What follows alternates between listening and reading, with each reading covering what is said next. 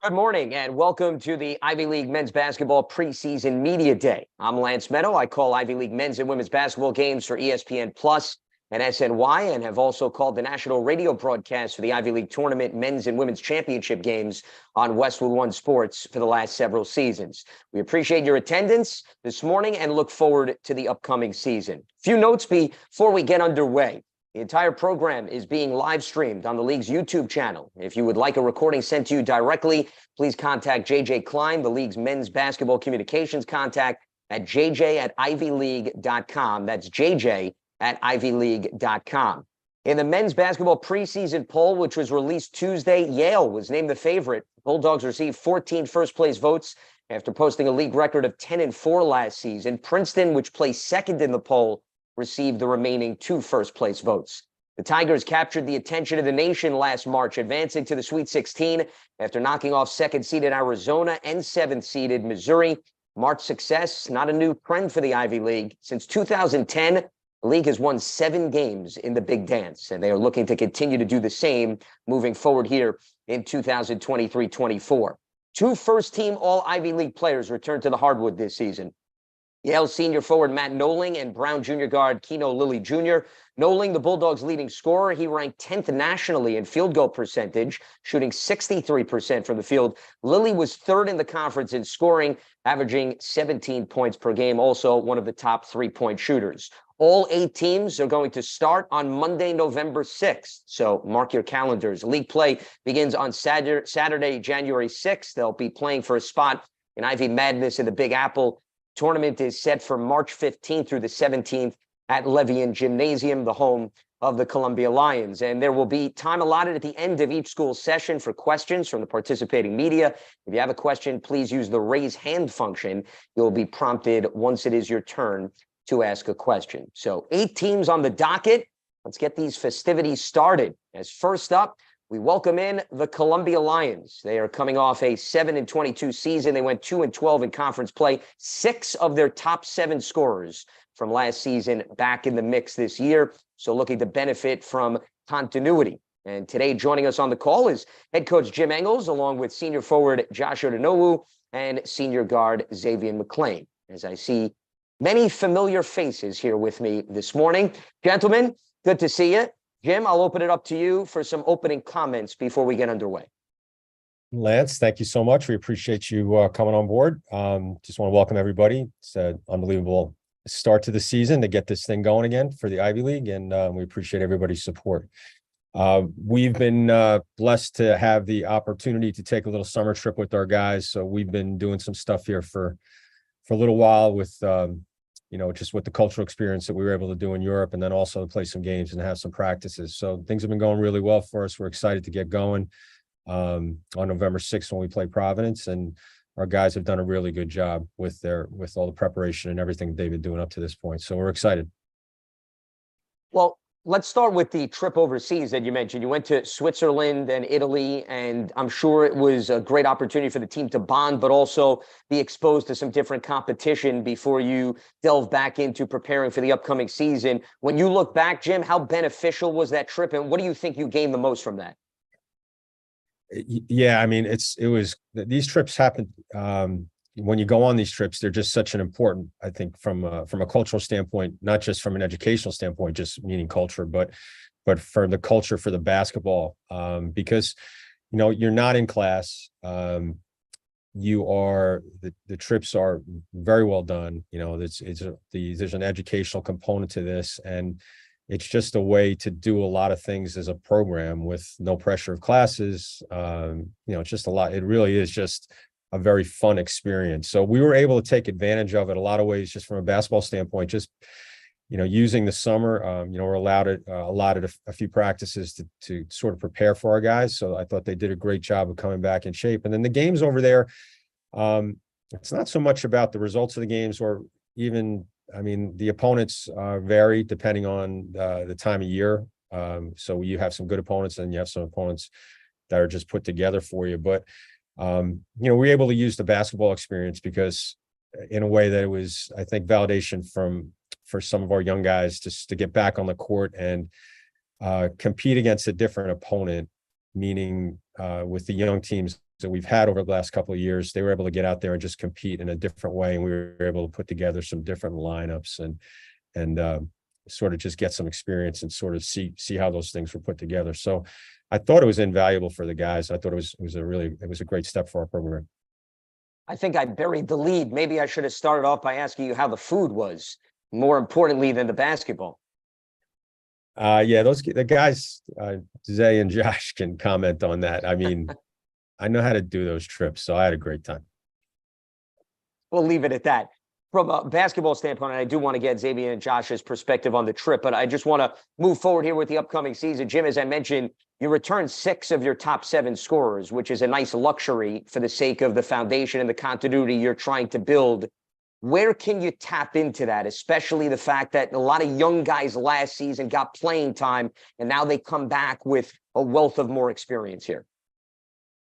Yeah, I mean, to piggyback off the trip, I thought it was really I really just think from the experience the guys got on the court last year, just non-conference, and then within our league, there's no surprises now for the guys. There's no, we don't have to tell them how it's going to be or what's going to come. And they were able to experience it. They experienced the travel. They were able to experience, how to come back to class and how to get their work done. I mean, so I thought the growth of the team was great. And then just going over to playing these games, there's not a ton of pressure on you. So you're able to do some different things with it. And so I think we all have a really good understanding of what's out in front of us right now. And I think the guys, and I know as a program, we're very excited to see what we can accomplish. I want to highlight that class last year that came in. They all played 27 games. Avery Brown, Kenny Nolan, Blair Thompson, Zeno Bedry. What did you see out of that group? And what do you like about the fact that they're all coming back? And to your point, there's that comfort level, unlike perhaps where you were at this point last season. Last year as a freshman, I thought the guys did a great job of handling the responsibility that they were given. I think all of them started games at some point, and I couldn't tell you the percentages of what they did, but so there was a lot of learning opportunities for them. I thought the upperclassmen did a really good job of trying to implement them and help them through the process. And I think now I think you just put together the roster and, we don't have to talk about them being freshmen anymore. We can just put together a group of guys that know how to practice, know what the games are about. The big thing for us is to compete and to make sure that we compete correctly, not just compete with the results and compete with the idea of what we're trying to accomplish now. And so there was just a lot of invaluable nuance stuff that I think we were able to take advantage of and take care of last year. And I think we've been able to see a very productive and efficient practice environment due to that. And one of the things that I know by adding some of these young guys in the backcourt was to help alleviate Geronimo Rubio de la Rosa, one of your top players, and maybe give him the flexibility to play him off the ball. From what you saw of Avery Brown, some of the incoming players, the 2 vets that we have here with us, how much of a leeway now do you have where there's not much of an onus more on Geronimo has to do everything in terms of at least the ball handling component of the offense? Definitely. I thought that was a big focal point for us last year. I thought Geronimo came into his own and really had a very good year. He's improved every season he's been with us, and he's really done a good job up to this point. So, I think it was a lot last year about developing some lineups and some chemistry. I thought Avery as a point guard coming in and playing at this level, it's not easy to do. And I think he was able to really compete and sort of manage all the different expectations that were out there for him. And I thought they did a good job growing into sort of a very good backcourt for what they were looking to do. So I think they definitely helped alleviate some of the things with Geronimo. And I think those are the things now that, we're talking about sort of playing off each other's strengths now, Well, in terms of, Jim, the dynamics of this team, you look back at last season and you opened up Ivy League play with a bang with that 2-point win over Yale. And I would say it was probably one of the best defensive performances of the team. How do you go about duplicating that 62-60 win where you really set the tone on both sides of the ball and take this defense to perhaps the next level this season? Yeah, I mean, that is a great question, and that's something that we are talking about. You know, we showed that we could, with that solid consistency and really building that consistent effort. I thought we did some really good things, obviously, in that game, that we're able to sort of that we would like to show off this year. So I think we were able to rebound at a high level that game. I thought we did a good job of really defending and understanding the game plan, and we were able to score enough to put ourselves in a position to win the game. So I think there's a lot of positives off of that game, and I think that physicality and just that league action of what the league sort of presents, I think was a really good. We can go back to that and we can continue to build off that. One of the areas that will help in that cause with respect to rebounding and defense, of course, is length. And, that obviously is something that every Ivy League team is looking to add to the roster. In terms of the new guys that you're bringing into the mix, how do you feel about what you're now going to be able to offer from a defensive perspective in terms of the length and help improve those rebounding numbers that you were hitting on? Yeah, so we brought in 3 incoming guys. One of them, unfortunately, is not going to be able to play this year. He hurt himself in the summer, so he's out for the year.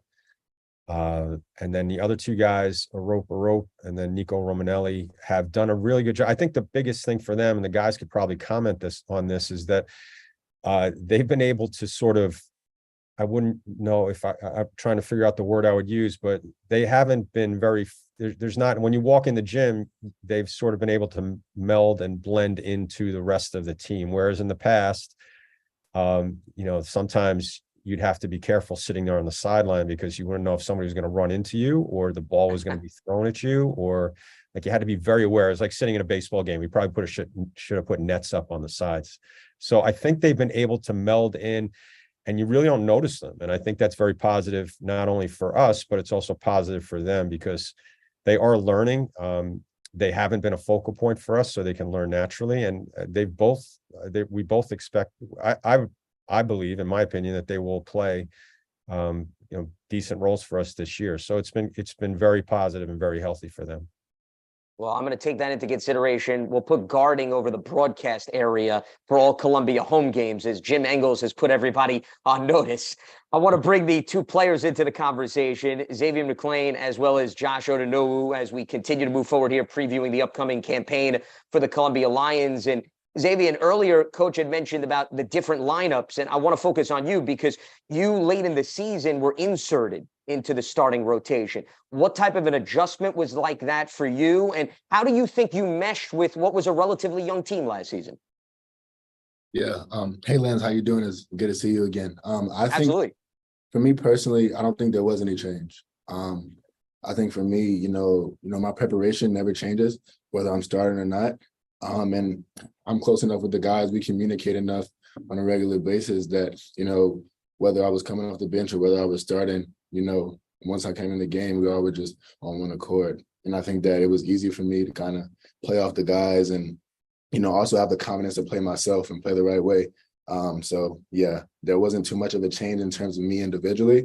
So I was just trying to do my best in order to be, an asset to the team, regardless of, what capacity that is. Well, the fact that you just talked about that you were able to build chemistry and it wasn't too big of a transition. And as I mentioned, I was talking with Coach, a lot of the young guys benefited from experience. Xavier, how excited are you, or what excites you the most about this group coming back and what you can ultimately accomplish and hopefully take the next step forward here? I'm extremely excited because I think we're, constantly taking that next step. I think that, during my time here, we went from playing to competing to now, we're ready to win. And I think that, our preparation does that. I think we deserve that. I think, we owe that to ourselves, as a community and as a program, to show people that, we can take that next level and, be a really good team in this league and really compete, for a spot, this upcoming March. So, yeah, I'm excited and I'm ready for us, to be able to, show that on the court. And Josh, you, like Xavier, another veteran leader, I want to start with you on a personal basis. 2 years ago, unfortunately, you were limited to just 12 games. Last season, you get back in the mix, you play all 29. How big of a step was that for you after all you had gone through, completely unrelated to basketball? Yeah, Lance, great to see you again. Thanks for having us. But yeah, it was great for me. I mean, I feel like it was definitely a roller coaster for me. Just that transition. I was definitely grateful for every game that I played. So I feel like it just kind of gave me more of like a kind of made me play with more of a chip on my shoulder. Just coming into every game knowing that this was something I wasn't able to do last year. So, but overall, it was just great to be out there every game with the guys. So yeah. And Josh, when it comes to your game, you fit into the defensive equation that this team is looking to build upon and improve.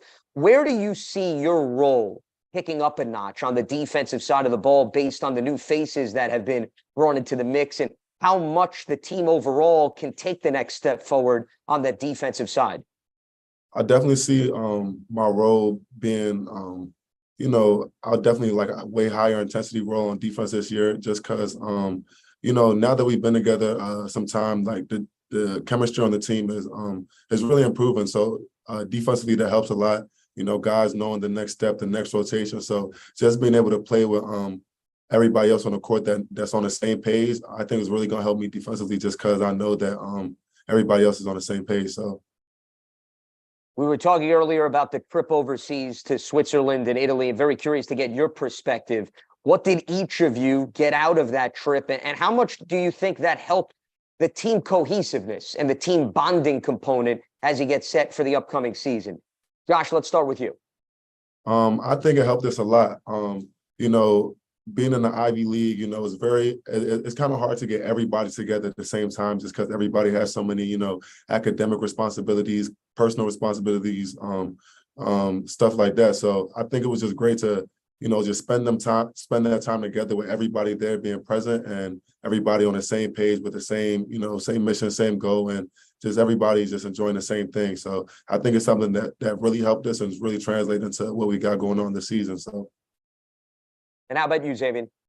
Yeah, I agree with basically everything Josh said. I think it definitely helped us, come closer as a team. I think, one of the things last year that we're doing better this year is just overall communication, and effective communication. That's something we speak about a lot. And I think that trip really helped us learn how to communicate with each other and learn, what styles of communication people, respond to. And I think that, that was great on the court. Obviously we bonded off the court. And we saw a lot of guys, a lot of unlikely faces, come together at certain times, which has been great, and results, how practices have been and everything like that. So, I'm looking forward to the season for that. So I didn't get much out of Jim. I'm now going to put you on the spot. How'd you guys walk the fine line in terms of balancing the cuisine as well as the basketball when you're overseas? Where would you rank it? Give me a number here. What are we looking at? I'd never been to Switzerland, so Switzerland was awesome. So we spent a few days there. Food was good. Probably ate, I don't know, in 12 days, probably like 50 pizzas over the course of the whole time. Only 50. Okay. Probably about 50. Yeah. And the food, listen, I wish we could do it every year. I think those trips are just so much fun because,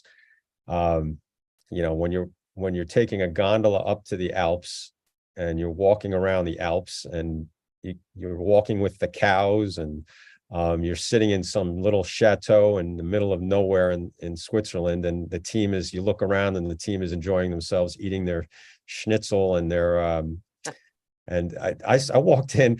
I have no idea how they beat me and my family to the little chateau we ate at, but he was sitting there eating some cannoli, and I was very impressed. So, and then obviously when you make your way down to Rome, the food, the food in Italy is, it really is second to none. So I would give it a 10.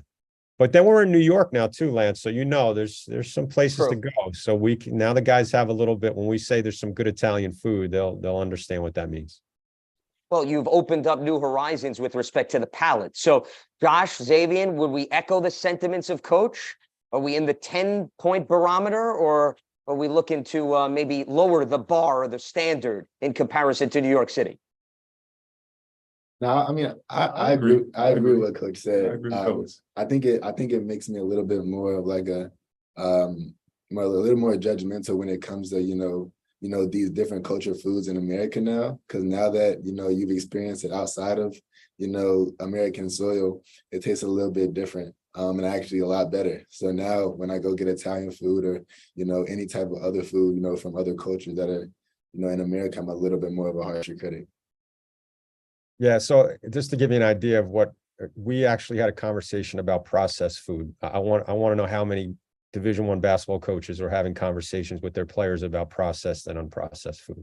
So, you see, we open up new conversations here on Ivy League Media Day. It's not just about X's and O's. It's not just about basketball. It's about how the Columbia team is balancing the food as well as taking the team to the next level. And while I continue to go on new tangents and discussions, we'll try to bring it back to planet Earth as we open it up to some media questions here. Let's bring into the conversation David Borges. David, welcome aboard here to Ivy League Media Day. What do you have?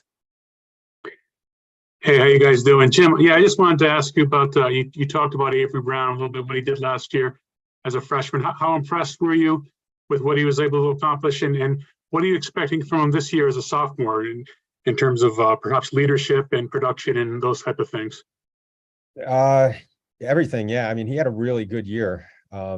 Just like I said, to be thrown into the situation that he was thrown into, to be able to compete at this level as well as he did as a freshman was really impressive. So, we're expecting all the freshmen that we had last year to make a big jump. I think if you look at a lot as guys go from freshman to sophomore year, you're going to see a lot of improvement, just from a physicality standpoint and from a stats standpoint. So, I think a lot of our success is going to be built around our point guard, and obviously, Avery, he embraces all the responsibility what that is, and he's done a great job of coming back and really taking the next step. So we're excited to see how he's able to sort of finish out or start the year and finish out the year. And he kind of told me that he wished, he was kind of not disappointed, but felt like he could have been even better last year. Do you kind of like to hear that as a guy who, looks to self-improvement like that? Oh, no question. Yeah, that was a great, and I think as we went through the season, he definitely was disappointed. And, all freshmen come in and it's a huge jump. And the other thing that we try to really give him the idea of was that, hey, listen, you're in a scenario right now where you're playing a very competitive, the league is really good. There's a lot of really good players in this conference, and, the mistakes and the things that you do and the good things that you're doing, the mistakes that you make, it's all going to be something that you can learn from for next year. But also, the landscape of what we're competing against now, especially when we play some of these non-conference teams, is you're playing against really, really experienced kids who've played in 130 games, and he hasn't even practiced 100 times yet. So I think he really was, his mindset was perfect for what it was. And I think what he said, he really was able to use this summer as motivation to continue to get better. All right, David, thank you so much for the questions. Head coach Jim Engels, players Xavier McLean and Josh Odonowu representing Columbia as they gear up for the upcoming season. Gentlemen, always good to chat with you. Looking forward to the season, and I wish you all the best of luck. Thank you, Lance. We'll see you soon. You got it. Take care. Absolutely. My pleasure. As Columbia will kick off its season, as you mark your calendars, on Monday, November 6th at 7 p.m. Eastern on the road against Providence. So that is a breakdown of the Columbia Lions. Let's now transition to the team that set the tone in the Ivy League last season, the Princeton Tigers, the reigning Ivy League champs, 23-9 overall, 10-4 in the conference last season, the second ever Ivy League team to advance to the Sweet 16 under the 64-team format, joining, of course, 2009-10 Cornell. And last March, the Tigers advanced to the Sweet 16 after wins over second-seeded Arizona and then seventh-seeded Missouri before falling to Creighton. And joining us today is head coach Mitch Henderson, along with senior guard Matt Malacco and sophomore forward Caden Pierce. Guys, good to see you. Looking forward to the upcoming campaign. Mitch, I will send it off to you for some opening comments before we get the questioning underway. I first want to say thanks. Good to see everybody. And Lance, good to see you. We're just a few days in. We haven't done anything other than play against ourselves. So we're looking forward to an upcoming scrimmage. But we're joined today with two of our main contributors from a year ago, and Matt Alaco and Cade Pierce. Really excited to be back at it for a new season. We're hopeful to draw on what we did a year ago, but also restart the engine, so to speak, and find out what this group can do. Well, I want to start with your last point because it's interesting, Mitch. You've gone through this as a player when you made 3 straight appearances in the NCAA tournament. So you know what it's like to get there, but then also try to repeat it the following season. And clearly this program has had a wealth of success. But what's your message to the team, especially some of the young guys who tasted postseason basketball for the first time, and how you all of a sudden need to now hit the reset button and go through the process all over again? Yeah, that's exactly right. And even if we had the exact same team as we did a year ago, we'd be building and potentially setting the reset button again. You have to. Defense takes time. Offense takes time. We don't have the same group, of course, so we've got a lot of talented players that are working really hard. And I think that this is a very different league than when I played in it too. So, I think the guys are very aware of that, and how hard it is to win and how much they're going to have to earn it. Well, speaking of the changes, let's go there. Not easy to replace an all-around talented player in Tosan Awoma, who had a tremendous impact on your team. And I don't think we should overlook Ryan Langborg as well, one of your top perimeter shooters. So who are you looking to, Mitch, to step up and fill some of those voids that I just mentioned? I think that it's important that each group forgets about the seniors. We love them, but we have to forget about them. And then we have to start celebrating what this group can do. And, Matt Alaco, Zach Martini, Blake Peters, Cade Pierce, just to name a couple of guys that have played, significant minutes for us. But we have a lot of really good pieces that are returning from last year's team. Not to mention the freshmen. We've got Xavier Lee, Darius Kakwasi, Philip Birel, Jack Scott. I don't want to leave anybody out, but we feel really good about the group. And what we're going to be looking for is not being like we were last year. What's going to make this group different, and yet maintaining the standards that got us to the point where we were successful over the last few years, which is going to have to be our defense. It's interesting because I go back to the conversation we had at this time last year, and you had lost 3 of your top 5 scorers and 3 players that hit at least 64 threes. And for the audience to understand, I'm talking about Jalen Llewellyn, Drew Freiberg, and Ethan Wright. And you come back this season, you finish second in the Ivy League in made threes. I don't need to remind you, you know the numbers, and the 2 guys that are with us help that cause tremendously. But how much does that bode well, Mitch, I guess is what I'm getting at, that you went through a similar process where you lost a lot of scoring. You lost a lot of firepower. Guys saw how they have to come together, and you can now lean on that in terms of what you're hoping to accomplish this season? I think that we put a lot of emphasis on the leadership from within, and the 2 guys that are joining us today embody that. And, there's not a day that goes by where Blake Peters doesn't light somebody up too. So we have a make shots culture, and that's what we talk about a lot. And we expect the guys to get in and work on those things. So we would hope that over time, anybody that's struggling a little bit can push through it. But what really helps with that is the encouragement that they're getting from one another. And I think that you can do so much when you know that your teammates believe in you. So we try to keep that going. That's I'm talking to myself too. I want to make sure that keep a positive outlook for the group, because that's sort of what gets it done over time. You mentioned about leaning on the facet of defense, and we can't have a conversation about your defense without mentioning one of the players here in Cade Pierce, who had quite the impact immediately and one of the best rebounders in the Ivy League. Mitch, what did he do to help maintain the standard on defense for your program? Even from the very beginning, a year ago, gone back and looked at some of our practices from a year ago, he was doing the small things that veterans do in the right position defensively. We sort of have some very strict standards, and he found those right away and kind of figured out right away that this is a way for me to stay on the floor. So he started from a position of being, I think, a very mature presence defensively, and then physically he just started to realize, oh, I belong here. I don't know if he's gotten a one-handed rebound in over a year. I mean, it's gotten two hands is sort of, he owns the market on that. And we're so happy to see him go up there and get those, not just on the defensive end, but I think you'll see, what he's capable of offensively.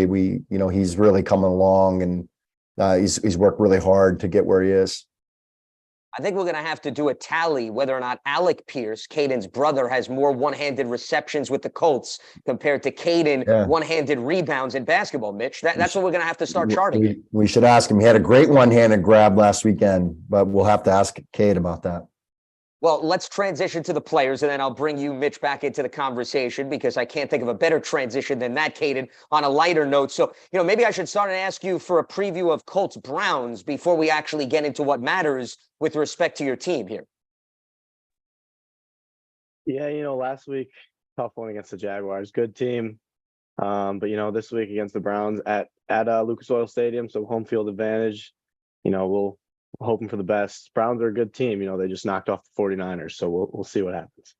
Well, they have a good defense, just like we were talking about with respect to you and your teammates. And in case anybody has lost, Alec Pierce of the Indianapolis Colts is Caden's brother and was there to support him and his teammates as they went on that magnificent run in the NCAA tournament. So, Caden, let's start with you on an individual basis to piggyback off of what Coach said. You can't overlook the transition you made and how you seemed to get more and more comfortable as the season went along, and you stood out in terms of postseason play. What do you attribute when you look back? Why did it seem to be a relatively smooth transition? Yeah, I think growing up, I had really good coaches that preached the right things. And then as soon as I got here, it was made really easy by the upperclassmen and coaches as well. Everybody's so encouraging. And it was super easy to just find my role. And when I do make little things, I was really, everybody applauded me, coaches, players, leaders, captains. And that made it really easy to kind of figure out what I had to do, keep going forward. I would say there's an art to rebounding, Caden, but you also need a desire to rebound. People could have size, but that doesn't mean they're going to be effective. Why are you effective specifically with respect to that facet of your game? Yeah, I think rebounding is all effort. If you want to get rebounds, I think you certainly can. And I think as you see more shots go up, you start to track the ball in the air. And as towards the end of the season, I started to be good at running to the spot where I thought the ball was going to come off the rim before the ball even hit the rim. So I think if you're the first guy to the spot, I trust my jumping abilities and my going up and grabbing the ball with two hands. And so if you're the first guy at the spot, it's pretty easy to get the rebound. Caden, is there anyone you've modeled your game off of, whether it be on the collegiate level, the NBA, that you say, hey, I really like his style in rebounding. I'm going to try to at least mimic that or take some parts of his game? Nobody really specifically in terms of rebounding, but offensively, I think I watch a lot of Luka Doncic. I think I'm really amazed at just how, while he's not the most athletic or quick guy in the world, he just gets to his spots. And never seems to get pushed off his line, which I find really impressive. And I try to model my offensive game at least a little off of him. So we've got to get Coach to bring up the Dennis Rodman clips. I was thought maybe you'd throw out a little old school flavor in terms of one of the best rebounders for the bad boys of the Detroit Pistons, but we'll save the NBA reminiscing for a little bit later on as I bring Matt Olako into the conversation as well. And Matt, you're coming off second team All-Ivy nod season, one of the best three-point shooters in the Ivy League. I want to go back to what I brought up to Coach earlier. You lose three of your best shooters, yet you and others seem to step up. Why was that? And how much did you look at, hey, I have more of an opportunity last season, and I'm going to take full advantage of it? Coach said it earlier. The culture that we've built here is just a make shots culture. So we got a lot of guys who do a great job of coming in and getting extra work. The Ivy League obviously keeps you busy with schoolwork and other activities, but somehow, a lot of guys here have been able to come in and get extra work in before practice, after practice. So I've tried to just kind of do my part and work as well. As far as veteran leadership goes, now you're really stepping into a role to assume that, especially with the absence of Tosan and Ryan. How have you transitioned into how vocal of a leader you're going to be this season, or whether or not you're going to do more of, hey, I'm going to let my play do the talking? I think both. But I also think part of being on a great team is there's not just one specific leader that'll stand out. And Cade is only a sophomore, but he's done a great job of leading as well.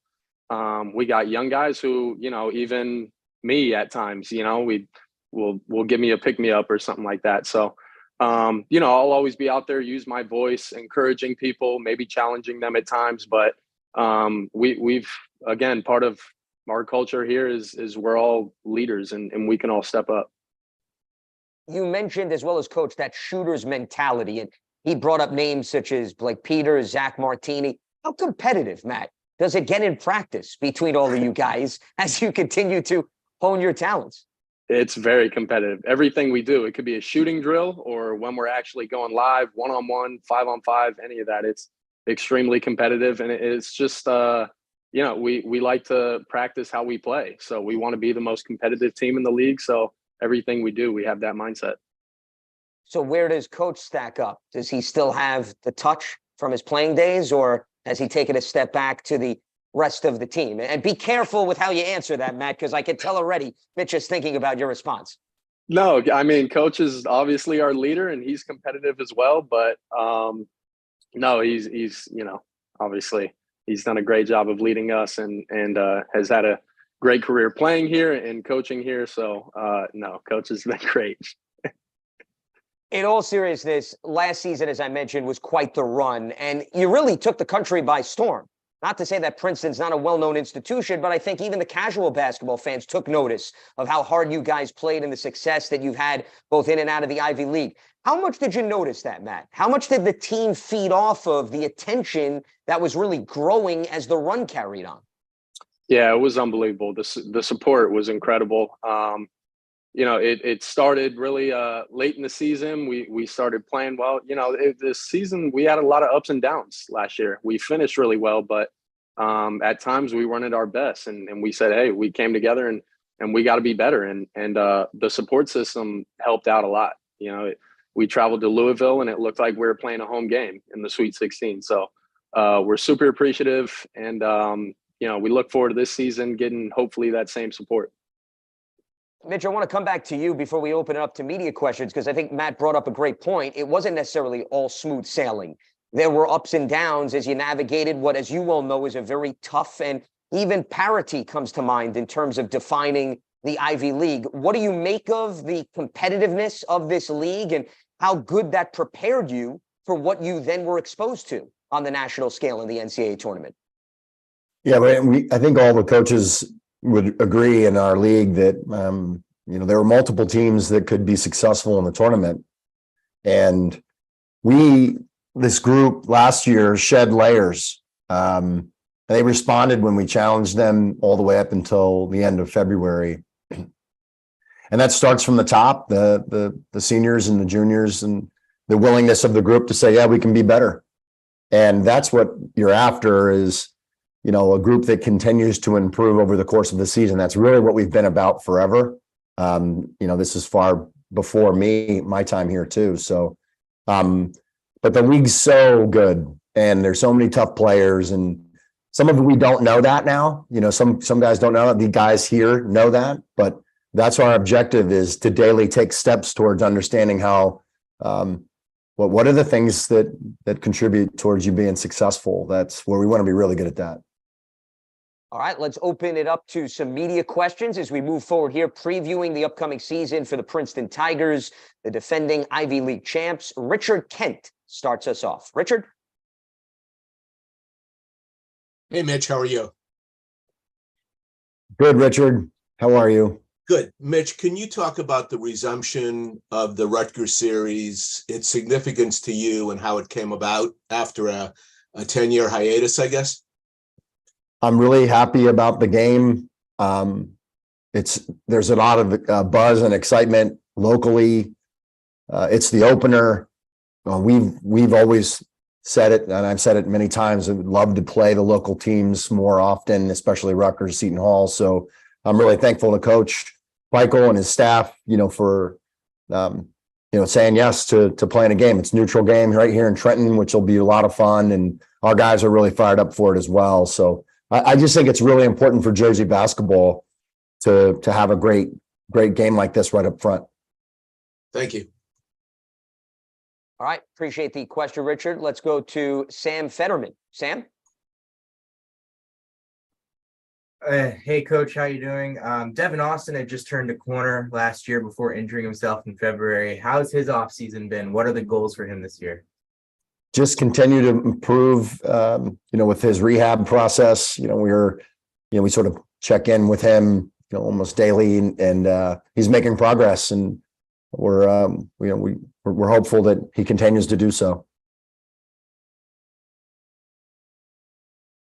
All right, Sam. Appreciate the question. As we move along here, looking ahead to the Princeton Tigers as they look to defend their Ivy League crown, conquering the Ivy League tournament. Mitch, I want to bring you back into the conversation. It's now going to be hosted by Levian Gymnasium, the home of the Columbia Lions. Last year, obviously, you experienced what it was like to benefit from the home cooking. Do you play back into your mind how beneficial that was at all, especially since this was your first go around going through the postseason in your own backyard without having to experience the travel as most of the other teams have had to? Yeah, home cooking's an interesting way to say it, but it's true. I think you get an advantage from being at home. I've always said that your cuts are just a little bit faster, and everything feels a little bit better when you're at home. And that's sort of proven true if you look at sort of who's represented. It makes a difference. So going on the road now, and you're going to have to be really sharp in order to be successful in the league, as we know, and we want to be playing our best basketball in March. Timing is everything, as you could attest to. Let's head back to the media questions. Rob Brown joins in. Rob? Morning, Coach. I was wondering if you could talk for a few moments about some of your your distributors like Xavier Lee and Dalen Davis. Yeah, we've really benefited over the years from trying to have some positionless play. We'd love to see Cade take a more prominent role in that sense, but both Xavier and Dalen, Jack Scott have really great feel for getting others involved. We're going to play to the strengths of the group. Some of that'll mean that Marsh will have to, focus on some other things that he can do really well for us, because we do have some nice pieces there. And, I think we're committed, Rob, to making sure that we're being the most efficient offense that we can, and we're working through that together and having fun doing so. Great. And just one last one for me is I saw in an article, I guess the Asbury Press, you were talking about the transfer portal, something you don't really have to deal with. But after what we saw with Jordan Dingle, going off to St. John's, is that something that, concerns you, whether it's you individually for Princeton or collectively for the league? Of course, we're not totally immune to it, but if you look at the rosters in the league has largely, stayed, comparatively to the rest of the country, the rosters are generally the same. Our league has benefited, I think, from the caliber of the kids that we're all getting. I'm always concerned about it. I don't want to be losing anybody, and try to create an environment where, they're not only winning but they're improving, and they know that we like them a lot. I'm not sure that keeps them here as much as, the school and, so how they feel about their time here. But yeah, I'm watching it closely as are my peers to see kind of what the trends are. There's a lot of change in college basketball. Thanks, Coach. All right, Rob. Thanks so much. Head coach of the Princeton Tigers, Mitch Henderson, and players Matt Olako and Caden Pierce joining us here to set the stage for the upcoming season. Guys, always good to chat with you, and I wish you the best of luck moving forward navigating this season. Thanks, Lance. You got Thank it. you. My pleasure. That is a look at the Princeton Tigers, who are going to open the season against Rutgers on Monday, November 6th, as we appreciate them for weighing in on the ins and outs of the upcoming campaign. And it's interesting because one of the last media questions brought up Jordan Dingle. Well, it's only appropriate that we now transition to his former team, the Penn Quakers, who finished with a 17-13 record last season, 9-5 in conference play, good for third place. They had an 8-game winning streak from late January to late February, with 7 of them coming in league play. And joining us today is head coach Steve Donahue, along with senior guard Clark Slackert and junior forward Nick Spinoso. Gentlemen, we welcome you into Ivy League Men's Basketball Media Day. It's great to see all of you. Coach, I will allow you the floor first to start the festivities off with some opening comments. Thanks, Lance. I appreciate you jumping on here too. You do a terrific job with our league, and to be hosting this, I do appreciate it. I'm excited like all the other coaches, and I'm sure these guys on the screen are excited as well. We did scrimmage Navy already, so we do have a little bit more film on ourselves and where we're at. And I'm thrilled with the leadership of the group and where we're at right now. Like every other coach, we're excited about getting going and seeing where this all goes. But so far, so good. We're really fired up. Well, and it's a bit, Steve, of transition for you in terms of the makeup of this roster, given Jordan Dingle transferring to St. John's, Max Martz, a medical retirement, who was an honorable mention All-Ivy player. How exciting has it been for you from a coaching perspective that, you're trying to fit in some new pieces to the puzzle here as you enter this new season? Yeah, Lance, I think our league has been immune to what's going on in college athletics, but we were hit by it. We thought we would have 4 starters back. That being said, we knew pretty early on that was going to happen. So for the last 6 months, we really turned the page, and I relied on our leadership council that we have to really start focusing in on, like, what can we do a lot better than we haven't done.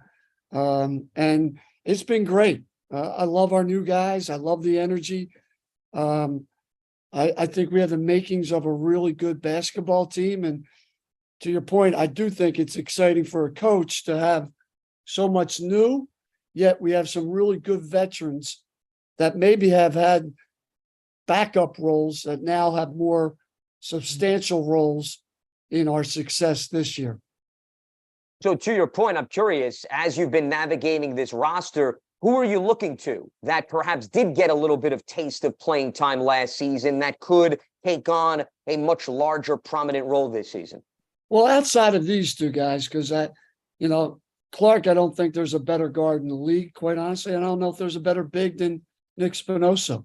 But then you add in guys like Andrew Lachikowski and George Smith in particular.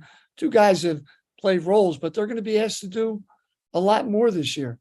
And then you got another returnee like Ed Holland, who, like the old days, you learn for 2 years, and then you get your chance, and then your junior and senior year, you're an upperclassman, and Eddie's really put in his time, and we expect him to have a good year as well.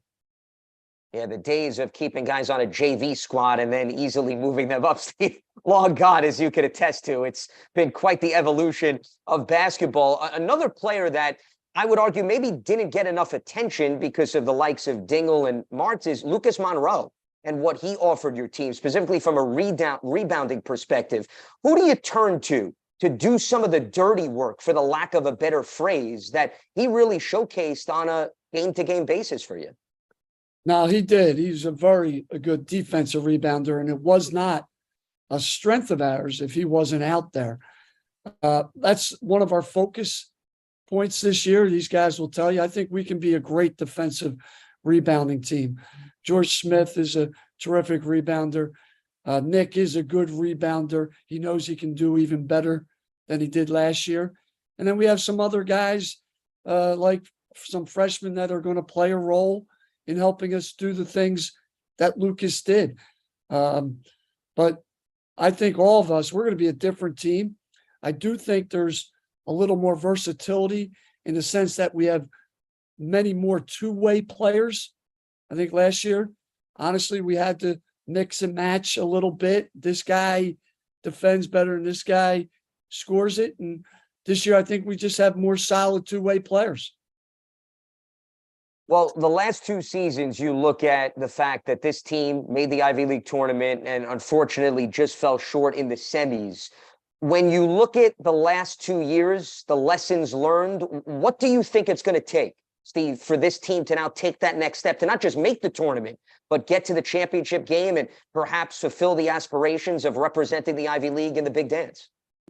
Yeah, Lance, I think for this group, and we talked about a lot, is just being a complete team. We were the #1 offensive team in the league last year, and we were good defensively, but, you know, when it got close and we lost essentially a regular season championship on someone opponent's court, and that went to the Sweet 16. So it was close. But deep down, I think we got to be better defensively. We got to be a way better two-way team so we don't have to rely on just outscoring opponents to win games. And that's kind of been our focal point this preseason.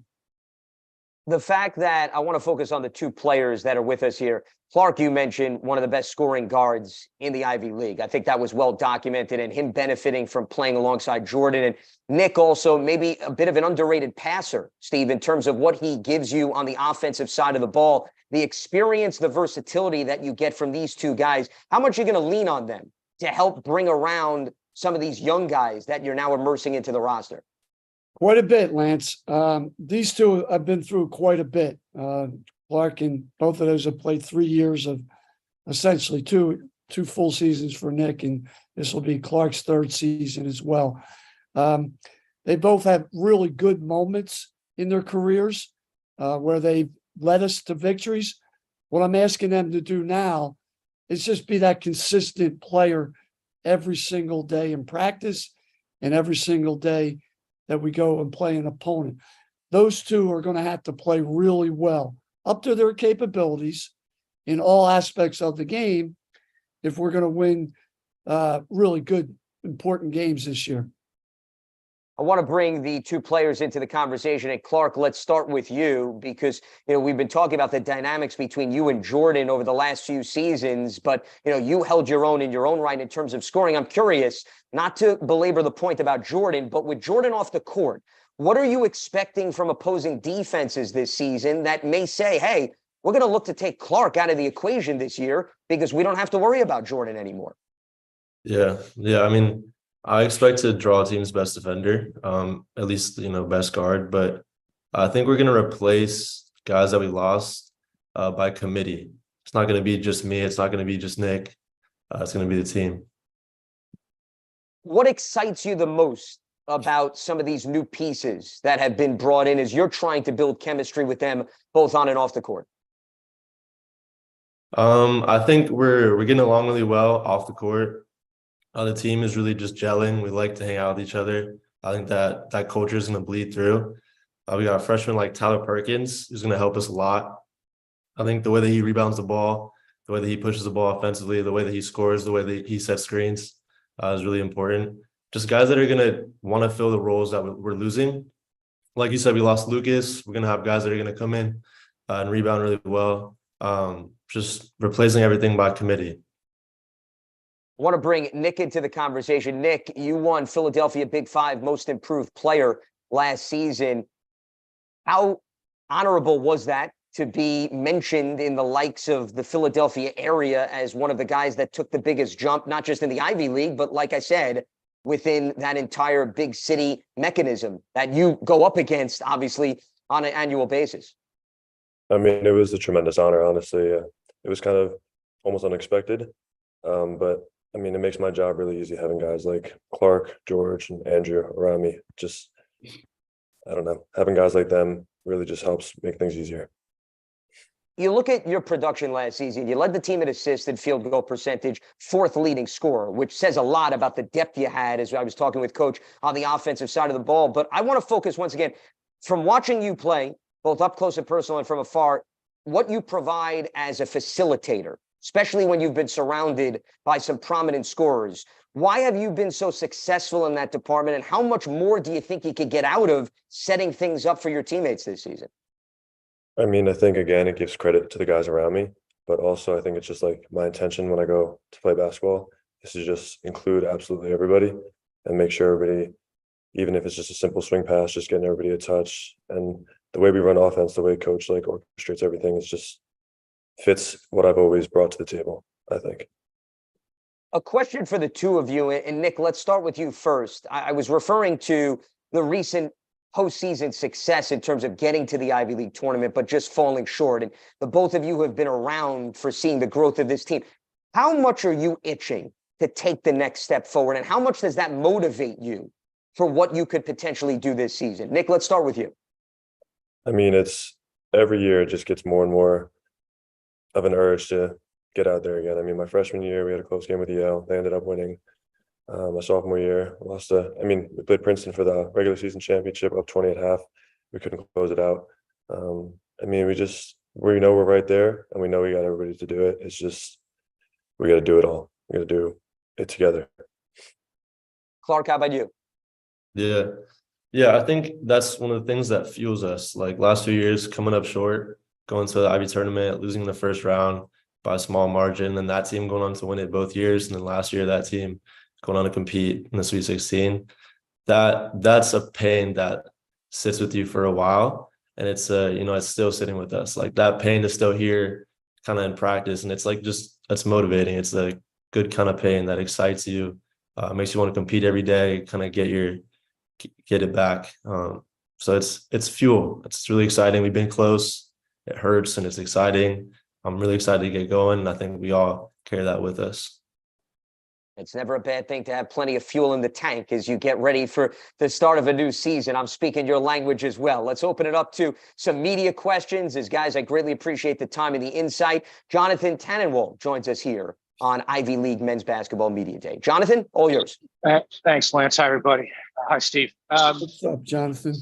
I'm good, man. This one's for you. How do you level set this year? What are the expectations? Because if everybody had been back, I think safe to You went in and out on me, Jonathan, but the expectation always here at Penn is to win a championship. That's what we're mindset is always. And as I told you, I'm excited as ever I've been for this year and these guys. We have really good basketball players. I think we built a strong culture here. I think we can take it to another level. And that's what the goal is to get better each and every day. And as these guys touched on, the goal is to get them to the NCAA tournament. It's what I want these guys to experience. All right, Jonathan, appreciate the phone call. Let's head back to some more questions. Brad Fathom joins us. Brad? Coach, how you doing? Hey, Brad, good morning. So I'm sure you're enjoying the Phillies playoff run and just the type of team they are from the perspectives of talent and coaching and culture. So I'd love to know who you think are the Phillies player comparisons for some of the guys on this year's roster. Like who's your Harper who's just embraced the city and the school, or your Kyle Schwarber who's elite at a specific talent, and just some of the other thoughts you have there. I'll go with Spinoso being Schwarber. You know, he's always looking for a little flair, as it is. So they both do that. And Clark is more like Stotts. Like he's going to be there every day. He's going to make the great play defensively.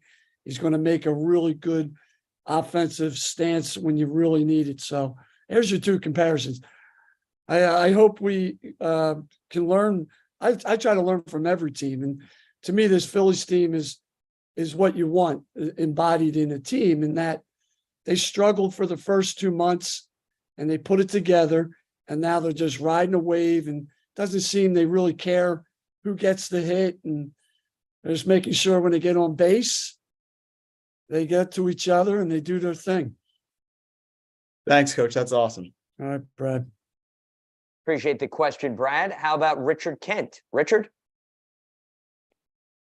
Hey, Steve, how are you? Hey, Richard. Steve, do you think that the defection of Jordan Dingle is a one-off, or do you think that it's a clarion call for maybe some enhanced NIL or actually for collectives in the Ivy League, which right now is frowned upon? Yeah, I don't know if anyone really knows the answer to that, Richard. What I will say is that this institution and the other 7 in this league are incredible opportunities that are life-changing for kids, and to play the sport they love and to know that for the rest of their lives, all the things that they worked hard for benefited from this education. Will it be an outlier, Jordan situation? I'm not sure, but I'm thrilled with what we do here as an institution and the experiences that we provide these guys. Thanks, Steve. Yeah. All right, Richard, let's move on to Rob Brown. Rob? Oh, hi, thanks, Lance. I've got one for Coach and one for Coach and Clark. Coach, can you talk about anyone from the first year group or maybe someone who's had a smaller role in the past who you expect to make a jump this year? From the latter first, I think George Smith and Andrew Lachakowski, I think in this league, the league's been so good. Those guys have been role players. I still think in a lot of people's minds they will be, but they are really good college basketball players right now. They're bigger, they're stronger, they're tougher. They know what it takes to win. And they will make a huge impact this year. The younger group, we have 5 new players. They're all been really eye-opening for us. I expected them to be good. I think what surprises me is that they've been really good competitors, usually that mature competitor.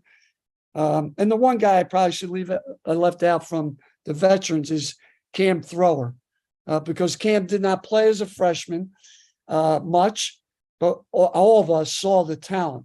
He learned from that experience, and he's going to be someone that we really rely on as well. All the freshmen have done well. I think Clark touched on Tyler Perkins coming out of the gate. Just his physicality, his playing all aspects of the game, his competitiveness is very unique for a freshman. So all those guys are going to be good. Tyler's probably one that we've seen the most from early on here.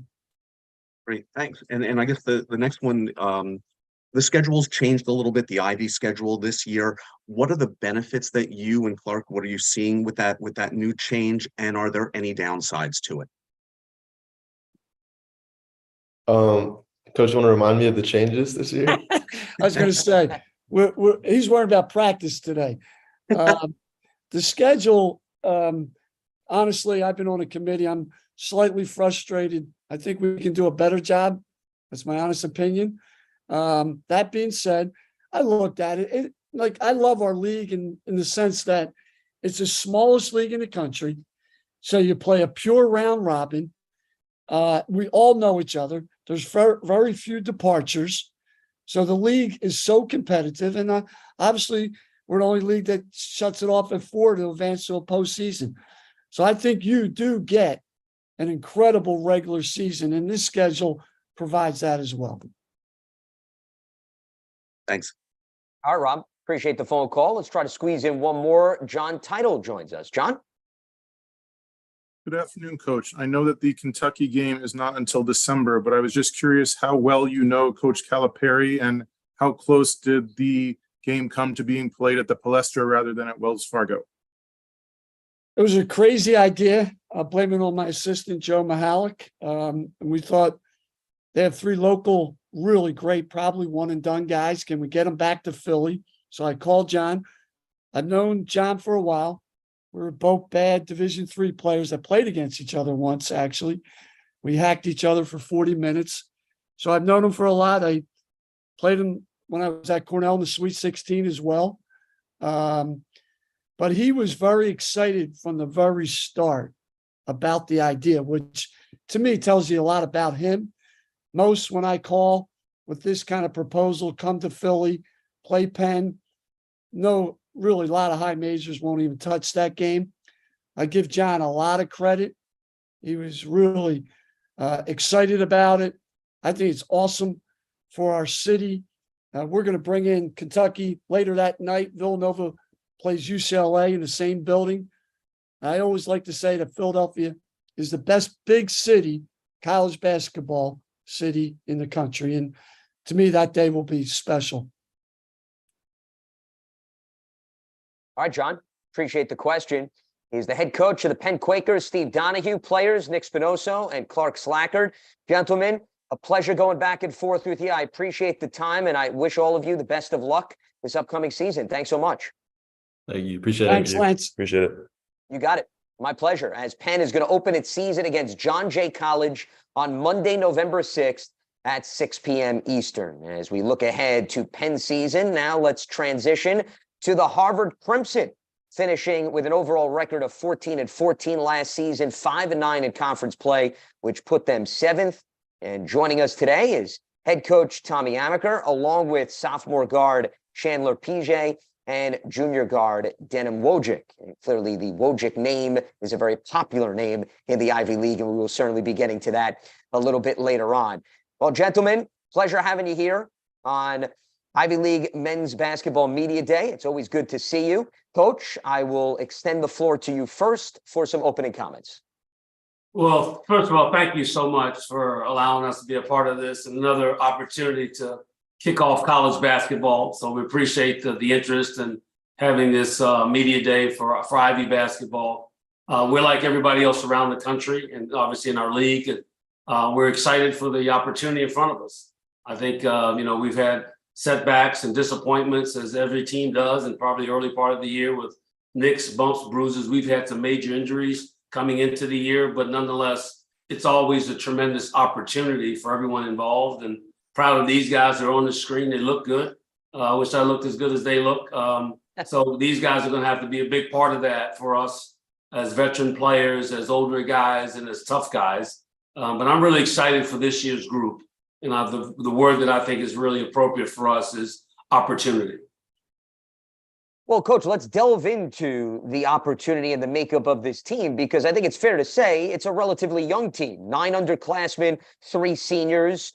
What has excited you the most since you've been in this game a very long time as both a player and a coach that, you're fine-tuning this roster along the way this year?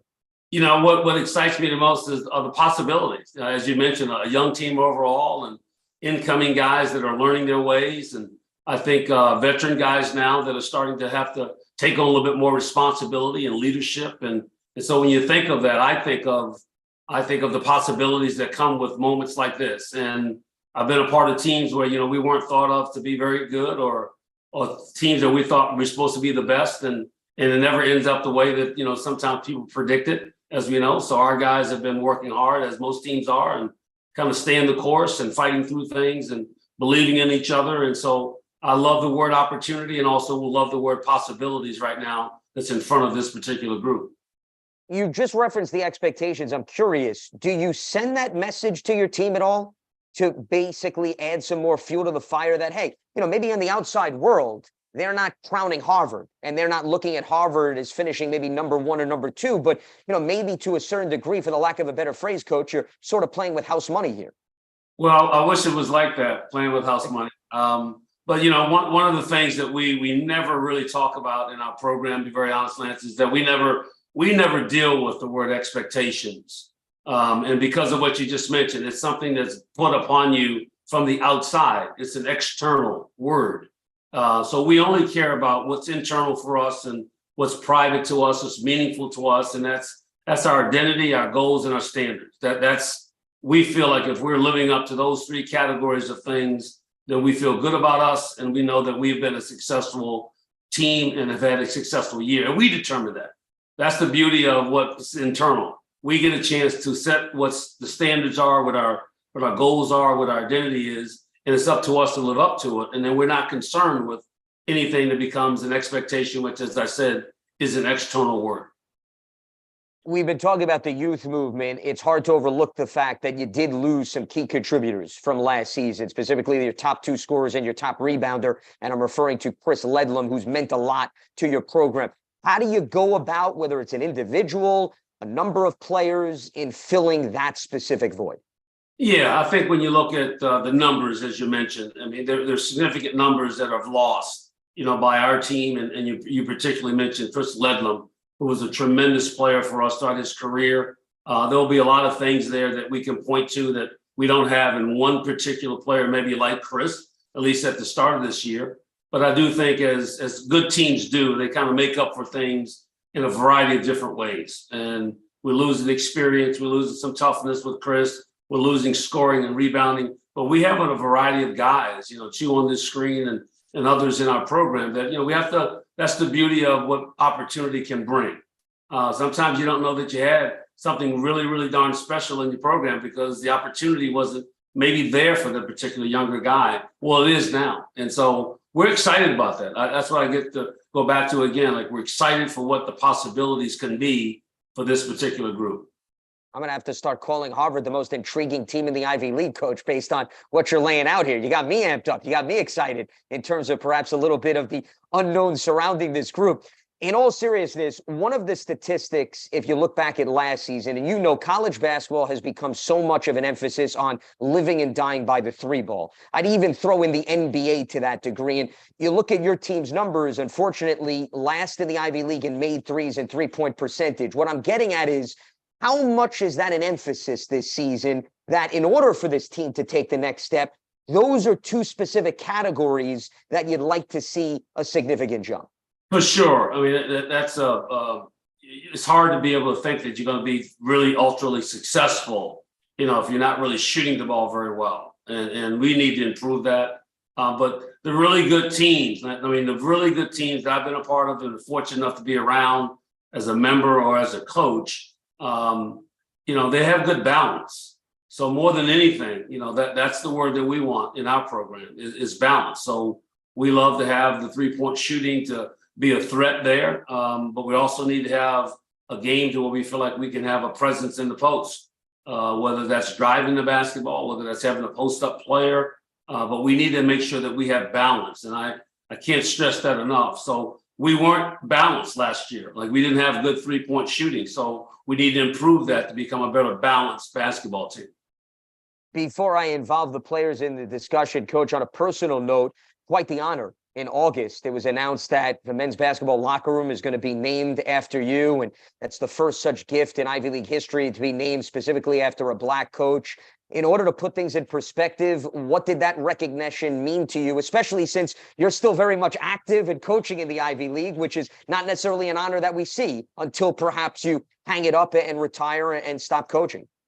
Well, thank you. I'm very honored and grateful, for Bill and Faye Schutzer, 2 amazing alums and donors, and thought of us and myself and my wife and our program and all the former players and the former staff members that have been involved in this over a number of years now, to think of us enough to want to make that gift and that honor for our university to embrace that, as you mentioned, to be something that's been an outlier. I'm hopeful that this inspires others to do and think of other opportunities for other coaches in our conference to be recognized in ways that maybe they richly deserve on their respective campuses. So I'm honored, to say the least. And one of the things that meant the most to me, having that recognition and that honor, the announcement of that happened at my home. My wife and I, our place, and also in front of my mother, who was celebrating her 85th birthday. So to have that happen all in conjunction with those kinds of meaningful people and situations, it's not much better than that. Very nice. Well, all the best to you and your family. Very happy to hear that they were able to share that honor with you. I want to bring the players into the conversation. And Chandler, let's start with you, because your role increased throughout the year last season. 2 starts in the mix amongst all of your appearances. What do you take away from last campaign and what you think you can build upon? Well, first of all, thank you for having me. I think most thing that I kind of take away, as Coach would say, was just the opportunity. I think that's something that's unique about, Coach, and to bring in like the group that we already have, this year with the freshmen that we've been telling them as well. is like they're really going to have the opportunity, to get thrown into the fire and have the chance to kind of, show what they can bring to the table and, and help us win. I think for me, I was kind of just appreciative of being able to kind of grow myself as a freshman last year, seeing things from a different perspective, being on the bench and learning the game, and then being able to, work hard in practice and then really show that I could, help make some meaningful plays on the when I was able to start and able to play in different games. So this year, just kind of approaching with the same mentality is how can I, learn whenever I'm on the court, whenever I'm off the court, and then also, just help the younger guys as well and kind of encourage them to, just whenever the opportunity, like Coach has already, said, whenever the opportunity does present itself, just be ready. But that's also how I prepare myself as well, as whenever the opportunity comes, just know that the preparation you put in your own time and practice is going to pay off. So. Chandler, it's interesting because for individuals that are unfamiliar with your background, you played your first 3 years of high school ball in Germany. So, I mean, you have an eclectic background in terms of your experience in the game. I guess what I'm getting at is how much are you truly still evolving to this day because of what you've been exposed to even before you got into college hoops? I'm still, I think, evolving as far as in terms of the stylistic play of basketball. I think growing up overseas, I had a, unique exposure to the game being played from a more fundamental standpoint. My dad being my high school basketball coach and then being able to play, be a part of a Japanese basketball system as well as the European basketball system. You learn about a lot of the fundamentals and the aspects of the game that I think are kind of, shied away from, I think. But now being able to be in the U.S. where it's, a lot more about, talent, power, speed, athleticism, I'm learning to kind of adapt my game to kind of just bring those things that I maybe didn't bring out as much, being from overseas. And I think that's kind of the unique, part about it is just being able to grow each and every day and learn, how to get to the cup and play off two and pump fake against guys who are going to be more of shot blockers or, how to use my speed at different points or play with change of pace. So that's what I've kind of been intrigued about and just learn each and every day of how to kind of use the basketball that I came from and playing overseas, but also at the same time, be able to adapt to the U.S. style of basketball as well. It's only appropriate that we have the two of you sitting next to each other because you both come from basketball families. As Chandler was just talking about his dad, Denham, we know your father, an assistant under Tom Izzo, and of course Paxson suiting up for Brown. So how nice is it now to truly represent the entire family in the Ivy League? Have you had some bragging rights now in the direction of Paxson that he now has to be a spectator to you within the confines of this league, Denham? Yeah, for sure. I mean, it's a family dynamic as always. There's days in our family group chat where my dad will text, he's headed to practice, then I'll text, I'm headed to practice, and then my brother will text that he's headed to practice because he's now at North Carolina for his grad year. So yeah, I talk to Paxson all the time and we were joking. Harvard played UNC a couple years back. So I was joking with Coach Amicaro, we should get him on the schedule, but it was a little too late. But it's awesome. I mean, I'm ready. I'm excited to be back and get this team going this year. Well, Denham, you never know what lies ahead after the regular season is over. I don't want to get too ahead of ourselves, but who knows? Coach is getting excited. You may get a North Carolina-Harvard matchup. We'll see. We won't put, things too far ahead. But in all seriousness, last year you missed a good chunk of the year, unfortunately, due to injury. So what's been your approach this offseason, and how excited are you to now get back in the mix and prove that durability-wise, you'll be able to be out there for your teammates an entire season? Yeah, the biggest thing for me is coming off two surgeries, my knee in February and my elbow in June, was just, how can I put days back to back to back together, whether that's practice or games, like, in the Ivy League, we'll have back-to-back days, and getting my body ready. So this summer was, I was at home and I was rehabbing pretty much every day, getting my knee and my left leg specifically back to where it needs to be, where I can go out there and perform. So that was tough, but it was worth it, 100%, because I'm feeling great. I'm yet to miss a practice this year. I practiced the entire time. So just getting more comfortable, getting back up to speed, all those sort of things that, guys coming off injury have to deal with. I'm excited and, I feel pretty good about it so far. All right, let's open it up to some media questions as we continue to preview the upcoming campaign for the Harvard Crimson. We'll start with Trevor Haas. Trevor, welcome aboard. What do you got for us?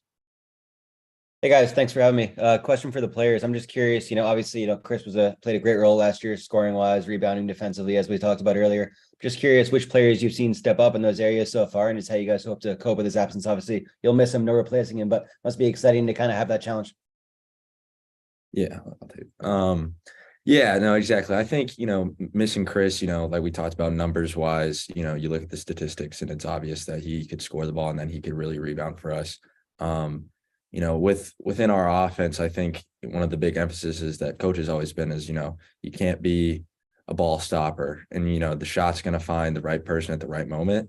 But that takes, you have to have good basketball, skills and savvy and knowledge of the game in order to go far with that. So we're looking to, Justice being a big presence in the post. I know he wants to improve on his rebounding numbers as well. And then also, as I pride myself as being a good rebounder from the guard position. So yeah, we're looking forward to it. But I think the sense this year is it might not be one guy, but it might, who knows what's going to happen as the season moves along and guys find different opportunities.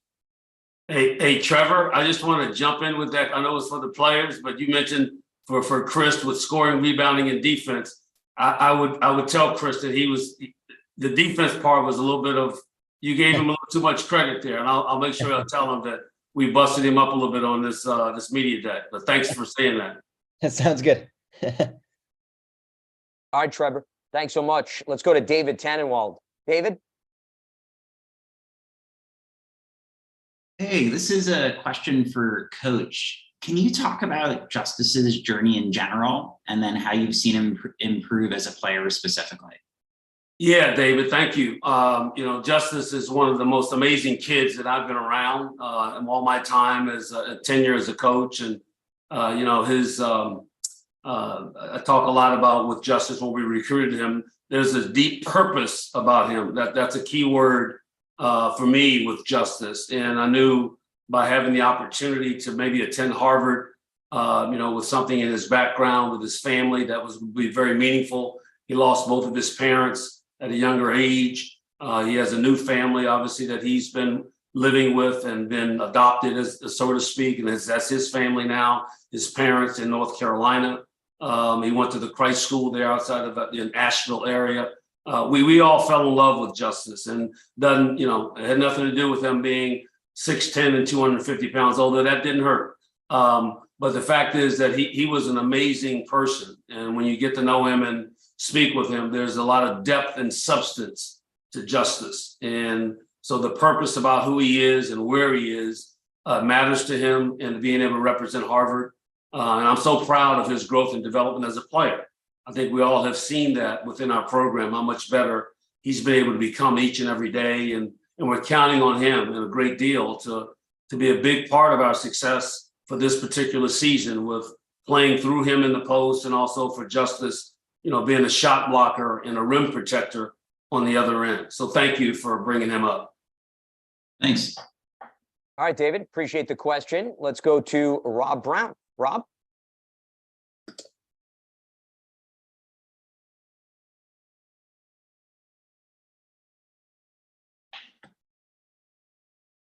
Rob's up. Not sure if we're having an issue here. All right, instead of Rob, let's go to Richard Kent. Richard. Hey, Tommy, how are you? Hey, Richard. Tommy, I've followed the Ivy for many years, and you hear people say that so-and-so is a really good Ivy League player, but you never hear somebody say that so-and-so is a really good Big East player or Atlantic 10 player. And now we're seeing Ivy players, because of the fifth year, excel at Power Fives. What do you think that says about the Ivy, and what do you think people don't know about the quality of Ivy League basketball? Well, Richard, I'm glad you mentioned that, and it's very insightful to bring that up in that manner. So thank you.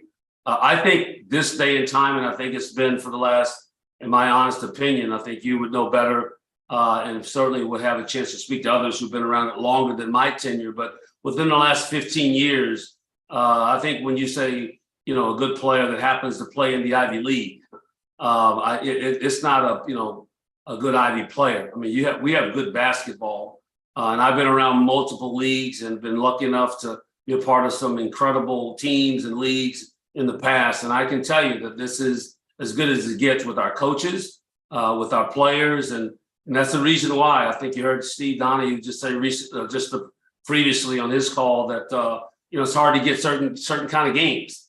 I think we all are recognizing that within scheduling. So we're not just good Ivy League players; we're good basketball players, and we have tremendous basketball teams. Thanks, Tommy. Good luck this year. Thank you, Richard. All right, Richard, appreciate the phone call. Let's try to squeeze in one more. We got John Title. John, welcome aboard. Good afternoon, Coach. I believe it's been 7 years since you last played BC, which was actually a win at their place in 2016. Are you more surprised that it took 7 years to get back on their schedule, or that one of your freshmen from that game, Seth Towns, will be playing for one of your assistants, Kenny Blakeney, at Howard this year? Yeah, it's John. It's been quite a few moons, as they say.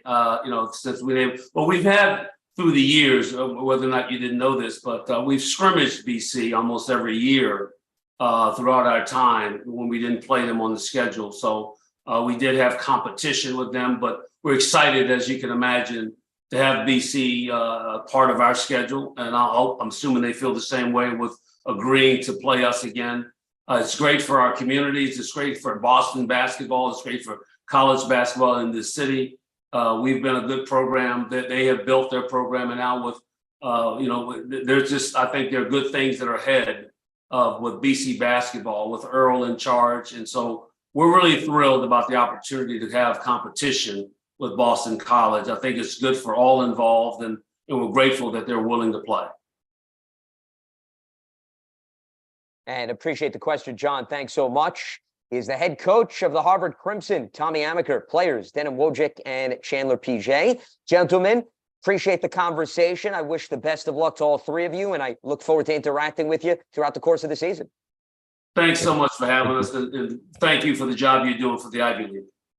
And I appreciate that, Tommy. Thanks so much. A pleasure having all of you here on the program. The Crimson take on UMass Boston in their first game of the season on November 6th. Tip-off is set for 7 p.m. Eastern as we now transition to Harvard's travel partner, none other than the Dartmouth Big Green, who finished last season 10-18 overall, 6-8 in the conference to finish in 6th place. And joining us today on the call is going to be head coach Dave McLaughlin, along with senior guard Robert McCray III and junior guard Romeo Myrtle, as we will look ahead to what to expect from Dartmouth this season as we continue to set the stage for the upcoming Ivy League campaign. Gentlemen, it's a pleasure to have you here on the program. Coach, good to see you as well. I will offer you the floor first for some opening comments before we get into some Q&A. I appreciate that. Thanks. And thanks for everything you're doing and the time you're giving today. Much appreciated from our point of view and the players' point of view for sure. So, right now we're right in the middle of this beautiful journey, which is trying to figure out who we are as a team and our identity on both ends of the floor. And that's a lot of fun. And we talk to the guys a lot about chasing progress every day on the court and not really wasting opportunities in practice. And I think I feel really confident our guys have really grasped that message, and I'm proud of them for that. And I do feel we are making progress every time we're out there. And a big part of it is two guys that you're going to hear from today, our two captains, our leadership, and Rob and Romeo, who've done a really good job with that and have been really selfless in their approach. We have 9 upperclassmen and 7 guys that out of our returning 9 that had rotational minutes last year in Ivy League games. So it's really good to kind of go into a season. And I don't want to use the term data to describe people, but, some real experience and data where you can say, okay, we understand what this young man could do on the court, or we understand what this group of guys could potentially do on the court. Yet you can still combine that with players that were younger last year playing with not a ton of experience. So the growth is still going to be there. So we're really excited about that. And then as we chase progress, can we say, did we win the day today? Did we win? Did we get better? Did every rep count? Was it important to us? Did we show a passion about the way we do things? Did we really believe in execution? So it's these simple messages that we're sending, but we're doing it because we're telling the guys, can we be a team that can master the simple? And I think that's so important when you head into non-league play, but even our league, which every single possession matters, whether it's back-to-back or a single Saturday game or whatever it is. And we've seen that day in and day out, not just for Dartmouth, but for everybody, and how you have to be an execution team and you have to not beat yourselves and you have to continue to play with pace on the offensive end of the floor. We want those things to define us. And on the defensive end, can we show a tough identity where we can really protect the areas we want to protect, and do that by playing physically without fouling? And can we, really define ourselves by the way we rebound the ball? And that identity is so fun right now to try to share with the guys our vision, our staff's vision for the identity, and to see their response. Well, Dave, you mentioned that college basketball overall is defined by close games. I don't want to put you under the microscope, but unfortunately, you've been involved in a lot of tight affairs, as you can attest to. I want to bring up the numbers here just to put things in perspective. 4 of your 8 losses last season decided by 7 points or less, or you either went to overtime. So, I mean, this is a battle-tested team, as you mentioned. I guess what I'm getting at is, A, how beneficial was it that this team was exposed to a lot of games that went down to the wire? And what's the next step to go from a team that's in these tight affairs to finishing, essentially, and carrying it over to the standings? Yeah, I think we'll start. The benefits are you had the on-court experience, and sometimes you learn more through a loss than you do through a win sometimes, and even though it's painful, and we talked to the guys about the pain of discipline versus the pain of regret. So you want that pain sometimes so you can feel what it takes. And we need to learn from those. As coaches, I need to learn from those experiences, and we need to relay that to the guys. I think that is so important. And moving forward with it, it's okay, how do we not beat ourselves? And we tell our guys, and my college coach used to tell me, time and score rules the basketball world. And it really does. And we need to be a team that can define itself through the decisions and the execution we have in time and score situations. And those are all throughout the game. Those could be the end of the half, could be coming out of a timeout, could be obviously the end of the game. And you just want to put yourself in the best position on both ends of the floor. And if you do that and it goes your way, great. And if you do that and it doesn't go your way, that's intelligent failure. And that's part of the game. You also referenced the continuity factor. You returned 4 of your team's top 5 scorers. And in today's college basketball landscape, let's face it, that's quite the luxury. What do you like about that group that's returning, and how does that help to navigate the loss of a guy like Dame Adelican, who meant so much to your team? Yeah, you don't replace Dame or players of that level. You just don't. But what you do is you figure out how to play to your strengths. So we played to our strengths last year by playing through Dame. And then we need to take our returning players, all of them, and our newcomers, and figure out what our strengths are with them. So hopefully you'll see a style of play where we are valuing the basketball, where we are valuing time and score, where we're playing with pace and good spacing on the floor. And I mentioned execution, and you probably hear me mention it a couple times. And hopefully you hear Rob and Romeo mention it, but no pressure, guys, in terms of the execution piece. But no matter what your style of play is, you have to value the basketball on the offensive end of the floor. And for us, it's that ability. Is our decision making solid? Do the little details matter? And are we playing discipline basketball? It's really, really important. You look at last season, and I know every year is different, so maybe there's only so much you could take away because the dynamics of the team change, but it's hard to overlook. You had impressive wins, Dave, last season over Princeton, Yale, and Penn. And clearly those were 3 of the top 4 teams in the league. How much does that resonate with the team returning in saying, hey, we were right there. We were, for the lack of a better phrase, you were really a thorn in the side of a lot of teams in the Ivy League. It may have not always shown up in the standings, but you took them to the brink.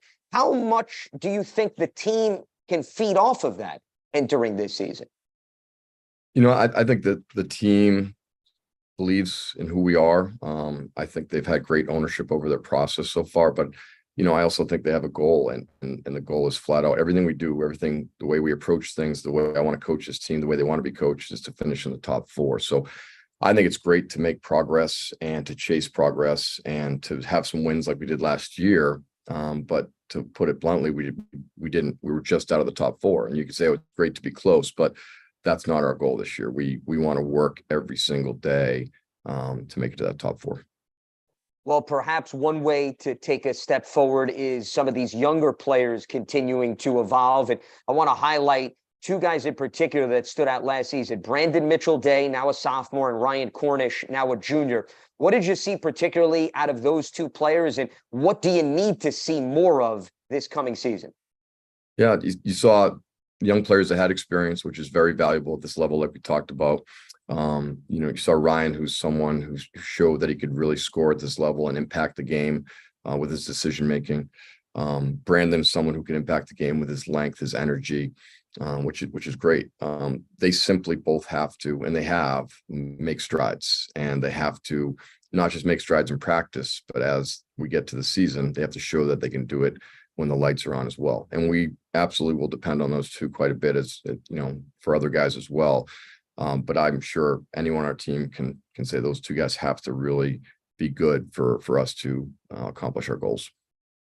Want to bring the players into the conversation as well. And Coach, greatly appreciate the insight that you provided. Romeo, let's start with you. You appeared in 25 games last season, 18 in the previous year. So clearly your role increased last season. What was your biggest takeaway in terms of you as an individual and the jump you made, especially based on the increase in exposure and experience? I think just the importance of staying consistent with how you approach the game, how you prepare, how you practice, get the extra workouts in, because you never know how the season's going to go. It was an up and down year for us. It was an up and down year for me, but you just really have to value being consistent so you always can be as prepared as possible for the challenges that are up ahead. You referred to the ups and downs. I want to bring in a point that I was talking with Coach about, the fact that I look at your team as you were a tough out for most opponents, and you were in just about every game, even though it may have not always carried over to wins. As a player that experienced that, how much can you build on that close factor and saying, okay, we were here, now we can take 2 or 3 jumps ahead because of the continuity we're bringing back this season? Yeah, you mentioned the experience that builds. And you also mentioned the good wins we had last year, but I think when we think about last year, we more think about the tough losses that we had and the losses that led to us not finishing top 4 and making it to the Ivy Madness. So I feel like it is fuel for all of our guys and our staff to build on to what we showed, but also now accomplish what we want. Robert, I want to bring you into the dialogue as well, because like Romeo, your role also increased immensely. You look at 24 appearances last season, just 2 the prior year. What was your biggest takeaway from last season and your growth and development as a player? My biggest takeaway from last season, realistically, was just trying to get on the floor and experience what it's like to be on the court. I hadn't had much experience the year before that, so I was kind of just grasping what it feels like. And when you get a knowledge of what it feels like to be on the floor, you can have a bigger impact around your players, and not necessarily on a stat sheet, but just vocally with your voice. You can feel what's going on and different predicaments that people will be put in and have a greater understanding. So for me personally, it was understanding that feeling and being able to exert some leadership to my teammates. Well, speaking of leadership, we talked about bringing back 4 of the top 5 scorers from last season. So there is some newness to the roster, but also you're benefiting from a lot of familiar faces. How much does that help with the leadership component and the dynamics of how that plays out on this team this year? It definitely helps a lot to have so many returning players, and so many significant returning players is very huge for our team. But as has been repeated throughout this call, we came up short of our goal last year. And so everybody, including the 4 returning and the new guys, need to take significant improvements for us to get there this year. From the initial stages of the workouts, and this is really a question for the two of you, who in particular has stood out to you as guys that have been on the team that you're very excited about to say, hey, if this player can meet the expectations of what we're seeing them scratch the surface of early on, this team could take a significant jump. Robert, let's start with you. That one's a no-brainer for me. Jackson Monroe stands out like a sore thumb. He's been working real hard in practice every day and doing all the extra reps and extra things that is necessary to keep him in shape for the basketball season. He's going to be a key component for our team this year. I personally think the X factor. So Jackson Monroe. Romeo, how about you? I really believe that Jaden Williams can make a great stride this year and has shown us in practice for stretches. I feel like he can be a fantastic energy guy. And we saw last year against Brown, I believe he had 18 points in like a short time span. And I feel confident that he'll have more of those games this year. On the topic of scoring earlier, Coach had mentioned a lot of what you did last season, you played off of Dame. And you're not making anything about hiding from that fact. And also what he meant from the team, it's not easy for one guy in particular to replace him. But in terms of when you remove somebody like that, Romeo, from the equation, what does it open up for the rest of you and your teammates to say, hey, there's going to be some opportunities in the scoring department this season for multiple guys to contribute to try to make up for the absence of Dame? I feel like in the off seasons that have made many guys hungry to want to take that spot or want to increase their role in the team for our success. But as we get back to practices, we just figure out who's going to take that role. And it's not, as Coach said, it's not one guy that's going to replace Dame. Everyone's taking small strides and increasing their value on the court and off the court to fill that void, in a sense. Robert, I want to bring up the same topic with you.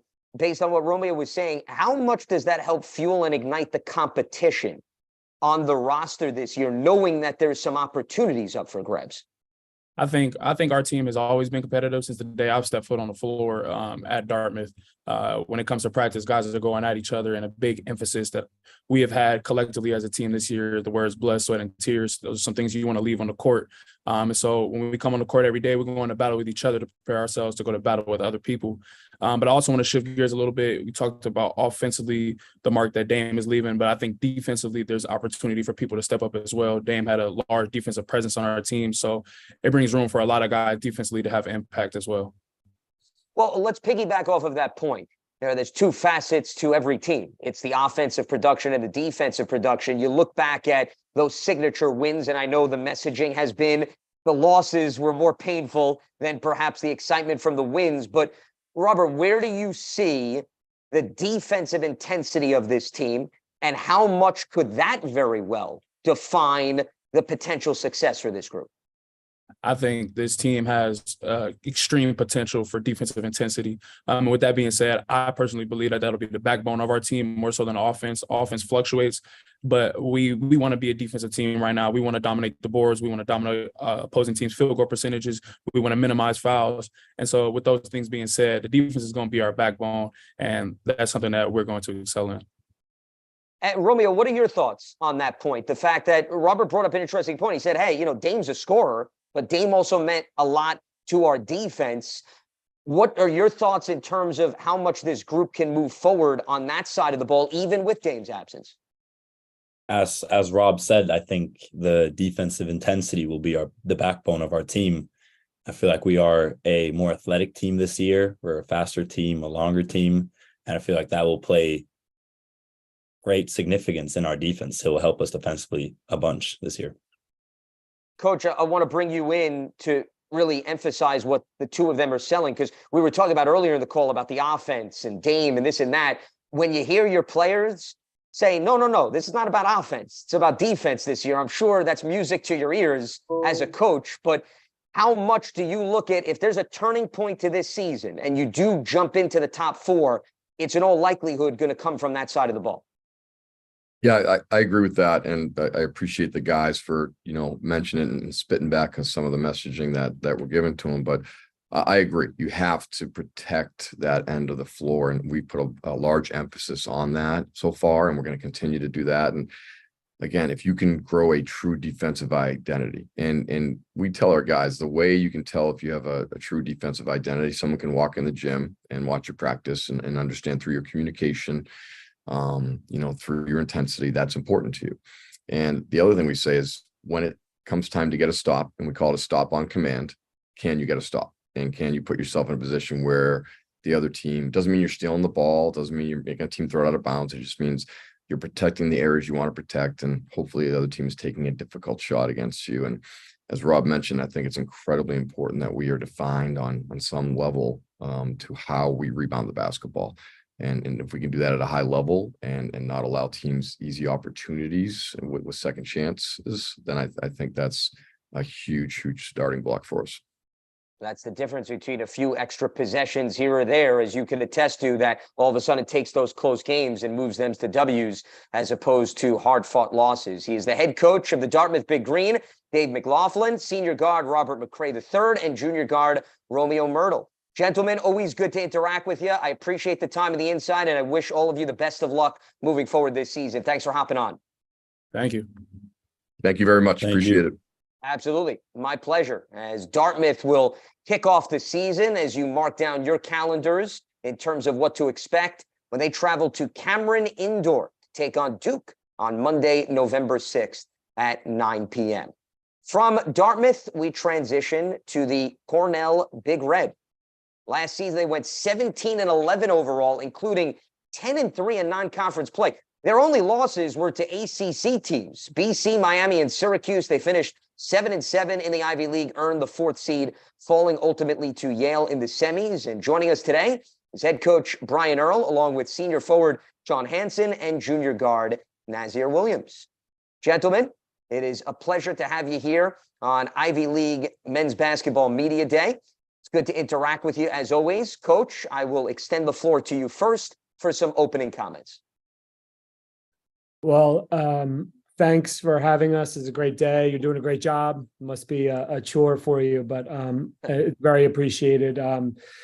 We're excited to be here. I'm glad the guys popped up to be able to talk a little bit. You know, as far as last year, we were happy to have made the tournament and have a respectable record. I think towards the end, we were a little disappointed in some of our performances, and we're working on that every day to try to address. This year, we have sort of a lot of returners, but we do lose some backbone with Marcus Fillion, Chuk Suzuka, and Greg Dolan. And so those were guys that sort of went through the fire with the COVID year and have gone on to play elsewhere that we're happy about. But there's a lot to make up for with losing that sort of leadership. Well, let's start there, Coach, because when I look at your team, I think what's interesting, not to take anything away from the individual players, but you have this spread the wealth mentality, it seems, where if you watch your team on any given day, anyone can go off. So how beneficial is that to help you absorb some of the key losses that you just mentioned and maybe help foster guys carving out new roles and still being able to thrive within this game? Well, yeah, it's a balancing act. I think we have really talented players. The two guys who are on the call right now included. And, you know, they're sacrificing a lot because I think they could all have their moments where they could have their 20 points for their 35 minutes a game. And so it's tough for them to swallow sometimes, and they have to be sure to be okay with that. And so we're working through that type of stuff right now, that as guys have improved over the summer and are looking for some extra minutes, we're making sure that we're, as a team, presenting as a team that plays hard, that's going to challenge you on offense and defense in every possession. And so that's part of what we're trying to put in right now.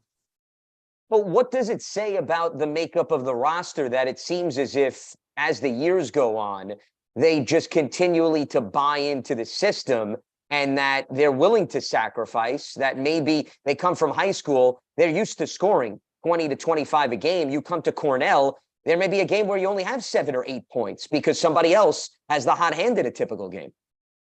Right. Well, we're trying to score 100, so there'll be a lot of points. I'm sorry, I didn't mean to throw the numbers off. Yes. Yeah, I mean, I think in every way, everyone sacrifices, and we play fast and we play a lot of guys, and part of being a team is accepting that you are sacrificing some points or some minutes or whatever it may be for the greater good. And that's why we're not tennis players. We are basketball players, and we're doing it for each other.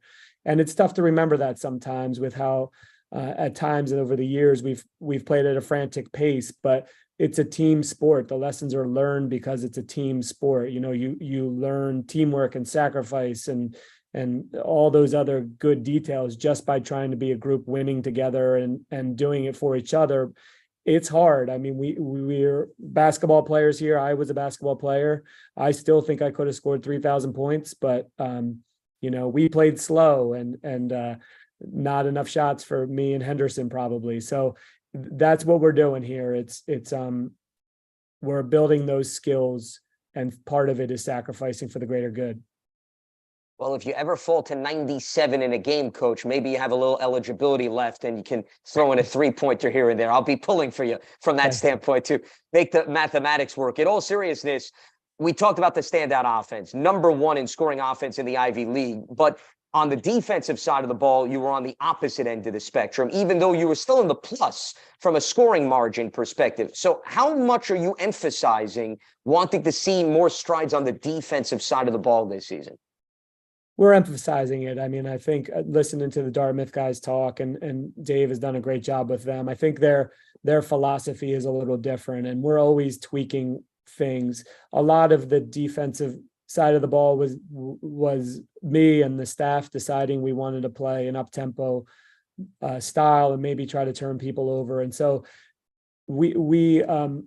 we're probably more well known for an offensive team, but we think that it connects together. And the season will be us and everyone else making small tweaks to everything you do. And defense is at the top of our minds. These guys on the call and the rest of the guys, they give a lot of effort, not just physically, but mentally, to sort of understand how we're trying to play. Which is not common. I don't think that anyone's used to coming in and playing the way we play. And so they're exceptional people. That's what we're in the business of in the Ivy League. We are in charge of really exceptional people, and they have to make that change in their brain sometimes, and they've willingly done it. I think one of the things you were alluding to, Brian, is the fact that, okay, maybe the defensive numbers didn't jump off the page from a scoring standpoint, but because of the pace of play, you did lead the Ivy League in steals, and that clearly is an important defensive barometer. So how much do you think the style of offense and the stress that puts on opposing defenses has strengthened the defensive intensity a tad over the last few seasons and can continue to thrive this year? Yeah, I mean, when we win, that's the answer. But it's an experiment. Every game, when you hit the Ivy League, everything changes, and so we've had to change over the years. But we have been a team that tries to make other people play in their uncomfortable zone, and so sometimes it has worked and sometimes it hasn't, and we're trying to point to the areas in those games that we thought we should have won where we could have done something different. But it fits a little bit with how fast we're playing offensively to try and create an element of chaos on the other side, which will give you some really bad defensive possessions, I think. You referenced the guys that we have on the call with you. I want to highlight Nazir Williams because you look at his numbers, Brian, last season. I mean, he doubled his scoring average, really increased his numbers across the board. And it just goes to show you had another player that defenses needed to hone in on. What impressed you the most in terms of the improvement and the jump he made just from one year to the other, putting him on an island here for a second? Well, I just think it's all credit to him. He was a good player coming in, and he did improve markedly over the summer going into his sophomore year. And again, we mentioned it before, but there is a bit of sacrifice with minutes and time on the floor, which, I don't think he ever let up defensively. And that's the first place you might see people cut corners with regard to staying, in the game and going full speed. And so he's been a joy to coach. We have a close relationship, and he, it's always good to coach guys who want to be players, and he wants to be one. And so he has been great and working hard still, hungry to win. And again, it's an easy job coaching when you have guys like Sean and Naz under you. And specifically with respect to Sean's game, assists and distributing the basketball is a huge component of your team, as we were talking about earlier, and he was second on the team. How much does his unselfishness fit perfectly into the style of basketball that you play? Yeah, too much. I yell at him more to score on a little guy than I do now about passing. He's sort of he buys into that part, and I don't know how much passing he did as a senior or in high school, but it's fun to see someone who, as they're developing, and you're saying this is important to us, that our post guy be able to facilitate for other people. And now I think we're at the point where I have to remind him he's got a 6'1" guy on his back, which just lay it in. And that's sort of him drinking the juice a little bit. And so now we're going to change the juice so he'll know to put it in the basket when he's that close, rather than looking for his teammates. But really made one of the things about him is he just goes hard all the time, and is all about the team, and obviously his assist part. But sometimes with big guys, you'll end up saying, if he just wanted it a little more, and you don't say that with Sean, he always wants it. And I think he's grown over the years, as everyone can see. So there's a new beverage on the menu for Sean Hansen as I bring Sean into the conversation, because Sean, I'm curious your thoughts to piggyback off of what Coach just said. So take me through your mindset. How challenging is it at times to navigate, to his point, wanting you to be aggressive, but you loving the fact that you also have the ability to facilitate and set up your teammates? Right. My main focus was always just, if it's one-on-one and I'm in the post, I'm going to take my defender. And if someone helps in, then that's a mistake, and I'm going to find the open man. Now the juice, as Coach mentioned, is a little bit more to the sizing of the defenders who are coming to collapse on me or to double. And maybe even if it's a double or a triple situation, I might still have the advantage with my speed and strength in the post. Sean, in terms of the dynamics of this offense, it goes back to what I was talking with Coach about earlier. When there are so many players that defenses need to account for, the distribution of threes, what does it do for somebody like yourself in terms of how you could pretty much look to set up just about anybody within the offense, but also further maybe extend openings for you to be more of a scorer this season? Yeah, I mean, the way we're able to space the floor just allows us to, if anyone turns their head too far or shifts their body in a way that's not defensively capable of defending both people, I'm able to hit those guys, and I know that they're going to take a shot regardless of whether they make it or not. I have faith that it's a good shot for them to take. So I think it's really helpful to have those people on the floor. Well, one of the guys that you benefited from having on the floor is Nazir Williams, as I bring him into the equation, because he hit plenty of big shots. And Nazir, one of 4 players to hit at least 43s last season. It just goes to show you the balanced attack for this Cornell team and second in scoring. So, Nazir, I want to pose the same question I just posed to Coach earlier. You look at the numbers off the page, and they do jump. You doubled your scoring average, and part of that comes with opportunities and playing time. But when you look back, what do you attribute to why you rose so much in terms of your production? Honestly, it really is just opportunity and playing time. Coach Earl's offense, it feeds everybody. And some days I just made shots, and that was it. Just playing the right way, looking for my teammates, and it just came back around to me, and I was able to eat off that. How fun is that to be a part of, though? When the ball is moving around quickly, you're putting defenses on their toes, and anybody on the perimeter can essentially cash in. It's very fun, especially with the guys we got, Sean, Keller, Chris, Zay, everybody else. You just all know they can all make a play at any given moment. So you just always stay ready, stay engaged, and it's been working so far. So, Nazir, what is it going to take for this team to make the next jump? You look at the fact that you've been in the Ivy League tournament. We know how competitive this league is. If you were to project ahead, how do you go from a 4th seed to higher up and not just make an appearance, but potentially walk away with some W's and maybe even represent the league when it's all said and done? You said it earlier. We just really have to hone in and focus in on defense. I feel like if we get 2 or 3 more stops in any given game, we win the game instead of lose. So really just focusing on getting stops when we need them and just continuing to execute our offense the way we do. Before we open it up to media questions, and I'm curious your reaction, both of you, Sean and Nazir, to this question. Coach brought up a few names that obviously you lost, and Greg Dolan was a key ingredient. From a leadership standpoint, what do you lose in Greg, and how do you guys as individuals fill that? Not talking about production, I'm just talking about what he meant both on and off the court in terms of being somebody that everybody can lean on. Yeah, Greg was one of those guys where you want something done right, he's going to do it, and he'll do it, and he'll show you how to do it by example, on and off the court. He's just a really good guy to look to, and it's not just one person that's going to fill those shoes.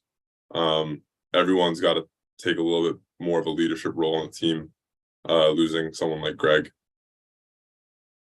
How about you, Nazir? Yeah, same thing Sean said. It's going to be a collective to replace a guy like Greg. You know, he always kept us in order in the game through rough stretches, off the court with schoolwork and anything else. Greg was just always there, always available, and we just have to fill that void as a group. It won't just be one person. It'll be everybody. Well, not to make light of his absence, but now maybe there's a few more threes for you guys to take as a result of Greg not being on the court. So just some food for thought as we move forward here, setting the stage for the Cornell Big Red upcoming campaign 2023-24. Let's open it up to some media questions, and we start things off with John Title. John, what do you have for us? Good afternoon, Coach. I was curious, what is it like emotionally for you as somebody who's trying your hardest to beat Princeton? They only beat you by 7 points twice last year.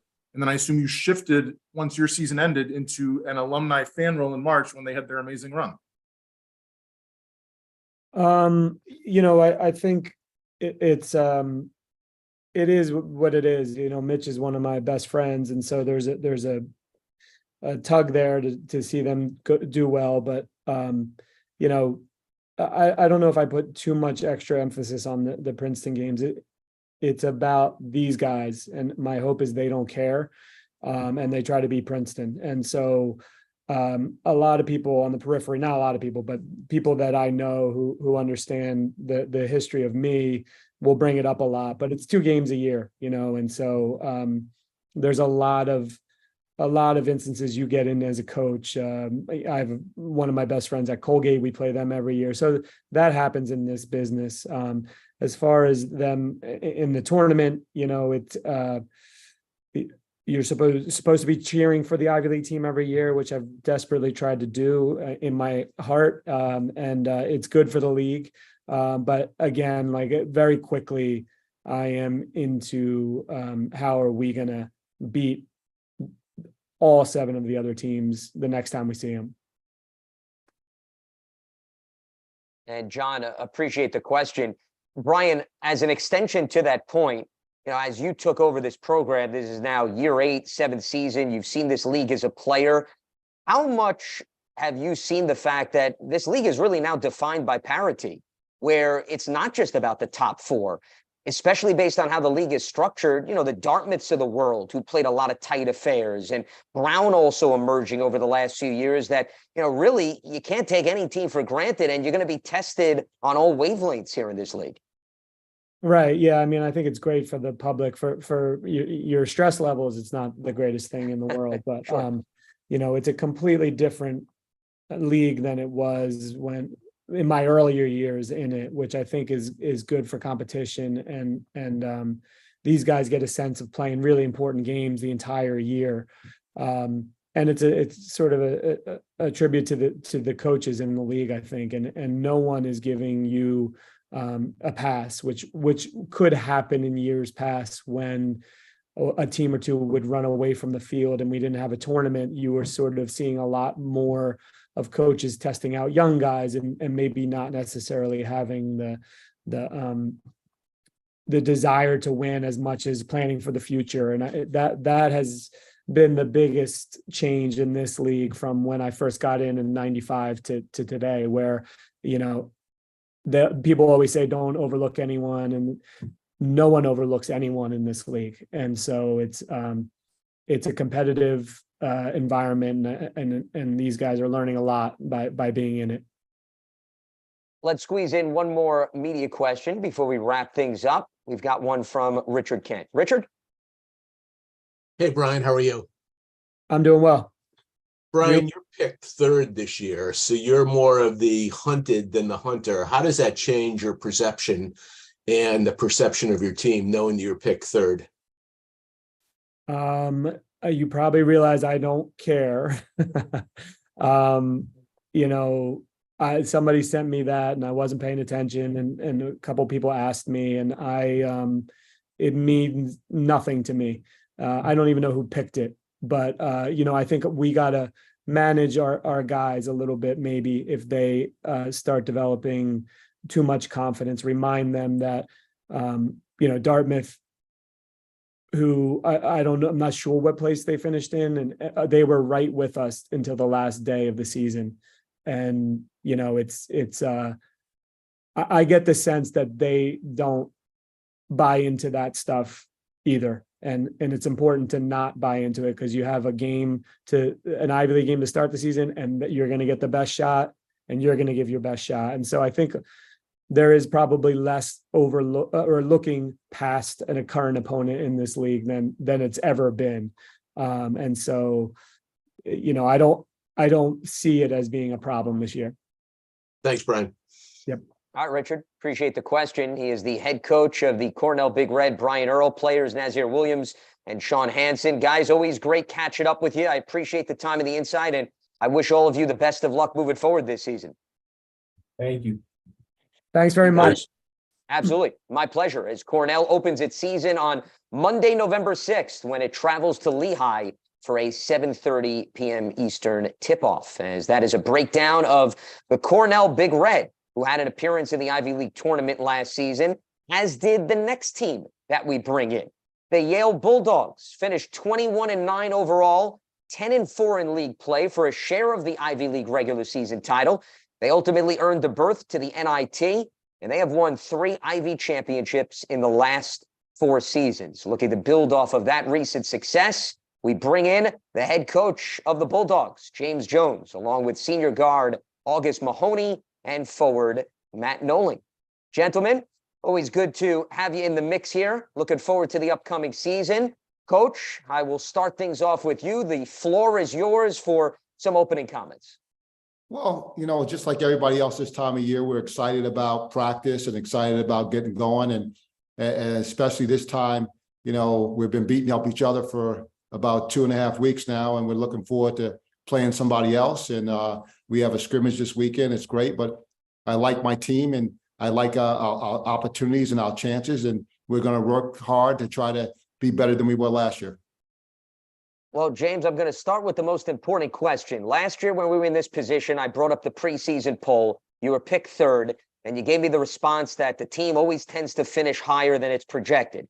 Well, you were picked first this year, so you can't get really higher than number 1, even though, for the sake of statistical analysis, you have finished 12 times in the last 17 seasons higher than you were projected. So I guess, what's the motivation factor this year, since you can't go higher than number 1, at least according to my computations? Well, I guess I'll lend my thoughts to my compadre there, Brian Earl, when he talked about, you know, it doesn't really matter where those things are selected, because like you said, 12 of the last 17 years, and thanks for the information there. I didn't really realize the numbers. Thanks for doing that little poll for us, that we finished ahead. So all we want to do is go out and be the best team we possibly can be. It's nice that people have think that our team is good enough to win a championship, but we have to go out and prove it. So those things don't mean anything for the most part. We have to get out on the court, and that's where we're going to figure out who the best team is. Well, I threw out the bait. I wanted to see whether or not you would jump at it. But all I'm here for is to make your job as easy as possible, James. So that's why I provide any statistical analysis that perhaps spreads out the wealth and showcases the success that you have had. Well, in all seriousness, let's get to the topic at hand here. There is continuity in your favor this season for a team that did get a share of the Ivy League title. You return 4 of your top 5 scorers. What type of a position does that put you in, considering you well know the landscape of college basketball does not always allow that luxury? Well, we're obviously really fortunate to have the young men returning on our team from last season. We really only lost, we lost 3 seniors last year for the most part. So we got everybody back, and we took a trip to Greece, which was great. And what this does for us, it just puts us ahead of schedule. When you have that many returners, that many guys who have started and scored points and have been able to be successful for you, it makes things a lot easier in practice. We have 4 new guys in our program, one of which, had a knee surgery today, Jano, and he'll be back here in a month or so. But so now you're really only teaching 3 guys what you're doing, how you're doing. So it makes things easier. We're able to jump ahead, and we're much further along in terms of adding things to both sides of the ball than we were last year. So that gives us some added benefit. And it gives our guys an opportunity to play a little bit more in practice. So instead of running some drills, they're able to actually play 5-on-5 and work as a team, as opposed to a lot of breakdown stuff we normally do this time of year. A year ago, we were talking about how do you replace one of the most dynamic scorers really in Ivy League history in Azar Swain, and let's not overlook Jalen Gabadon and what he provided on both sides of the ball. What impressed you, James, the most about how your team navigated those 2 losses, and it didn't really become much of a talking point throughout the year? Well, it never has. And the reason why that is because we've really developed a program here where we have a bunch of younger guys that don't have an opportunity to play because older guys are a little better. When August Mahoney was a freshman, he didn't play as much because of those guys, 2 guys you just mentioned. But now it's August Mahoney's turn to go out and do what he's capable of doing. So we always have a guy in waiting and ready to go. So, we have a roster of 17 players. I can't play all 17 of them, but the guys that don't play, it doesn't mean that they couldn't help us. It is just not their chance and not their turn. So there's always somebody waiting in the wings. We're fortunate to have built a program that gives us those opportunities and those benefits to play sophomores and juniors as opposed to sophomores, juniors, and seniors as opposed to freshmen. On the topic of other players stepping up, you do lose E.J. Jarvis, who was your top rebounder and shot blocker, fit right into the identity of your defense, was also the team's 3rd leading scorer, and maybe gets overlooked because of what he did for you on the defensive side. So how do you go about filling in for him, and who are you looking to step in that department? Well, I lost you there for a little bit, but what you were talking about E.J. Jarvis, and don't forget, we also lost Isaiah Kelly. Sure. And those 2 guys anchored our defense at the basket. So they're certainly huge losses for us. But, we have Danny Wolf, who was a freshman last year, is a sophomore this year. He went to Europe and played in the European 20 and unders, and he led that tournament in rebounding and was 2nd in scoring. So we're depending on him a lot. And we also have Yusef Basama, who's a senior for us, who hasn't had a lot of opportunity to play due to injuries and some other things. So we have him. And then we have a young freshman, Samson Alanta, and he's really good as well. So we feel like, we got some guys that can fill that spot. And we also have Nick Townsend, who's a sophomore, who's another post player that we expect a lot out of. And certainly we have Matt Noling that plays some posts as well coming back. So we feel like we have a good group of young men to fill those spots and again, pick up from where those other guys left off. And I think those guys that I mentioned are tremendous players, and they'll get an opportunity to show, the Ivy League and everyone else here pretty soon. James, I'm glad you brought up Matt Noling, because it's hard to overlook the fact that he shot 63% from the field. And that is certainly somebody nice that you can rely on, and also somebody that, lived really in the mid-range game, which I would argue to a certain degree is a bit of a lost art in today's basketball with everybody living and dying by the 3 ball. What does he offer you in that mid-range component, and how much does that open things up for your 3-point shooters, essentially? Well, Matt has this feathery touch that, he makes shots in the mid-range at the basket that is just incredible. And he's very hard to guard. He's got some quickness, and he's got really good length, and he's got athleticism. So that's a great combination. But he has this unbelievable touch in and around the basket, unlike anybody I've ever coached. I don't think I've ever coached anybody that's able to do what he is able to do. And he's just a very difficult matchup. You put a bigger guy on him, he's going to drive around you. A smaller guy is going to shoot over the top of. So he's a hard matchup, and he's somebody that we're expecting to have another great year for us and help lead our team as a senior to places we didn't get to last year.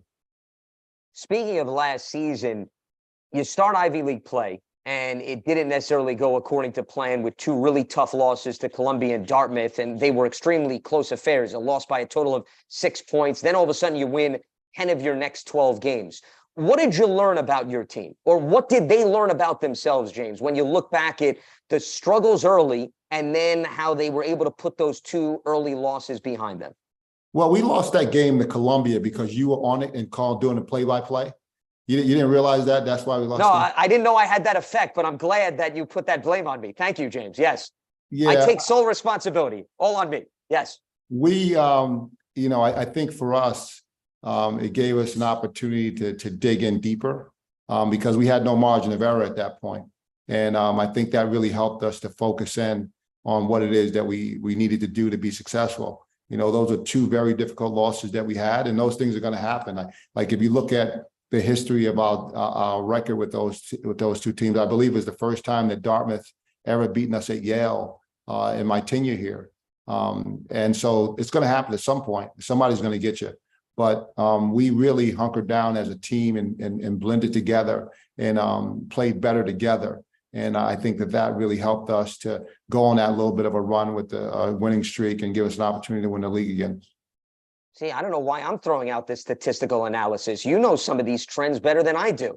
You try to maybe bury the lead here on this component. By the way, I'm scheduled to call the Columbia-Yale game in New York City. So, James, you have a few weeks to maybe work your magic and see whether or not, you can pull some strings in that department to maybe not have me negatively influence the outcome of that game. I wasn't aware that I had that much power, but I will return to you a little bit later on. I want to bring the players into the equation. And, guys, I greatly appreciate you taking the time to help set the stage for the upcoming season. And Matt, I want to start with you because Coach gave you a tremendous amount of high praise. I like the feathery touch that he utilized in describing your game.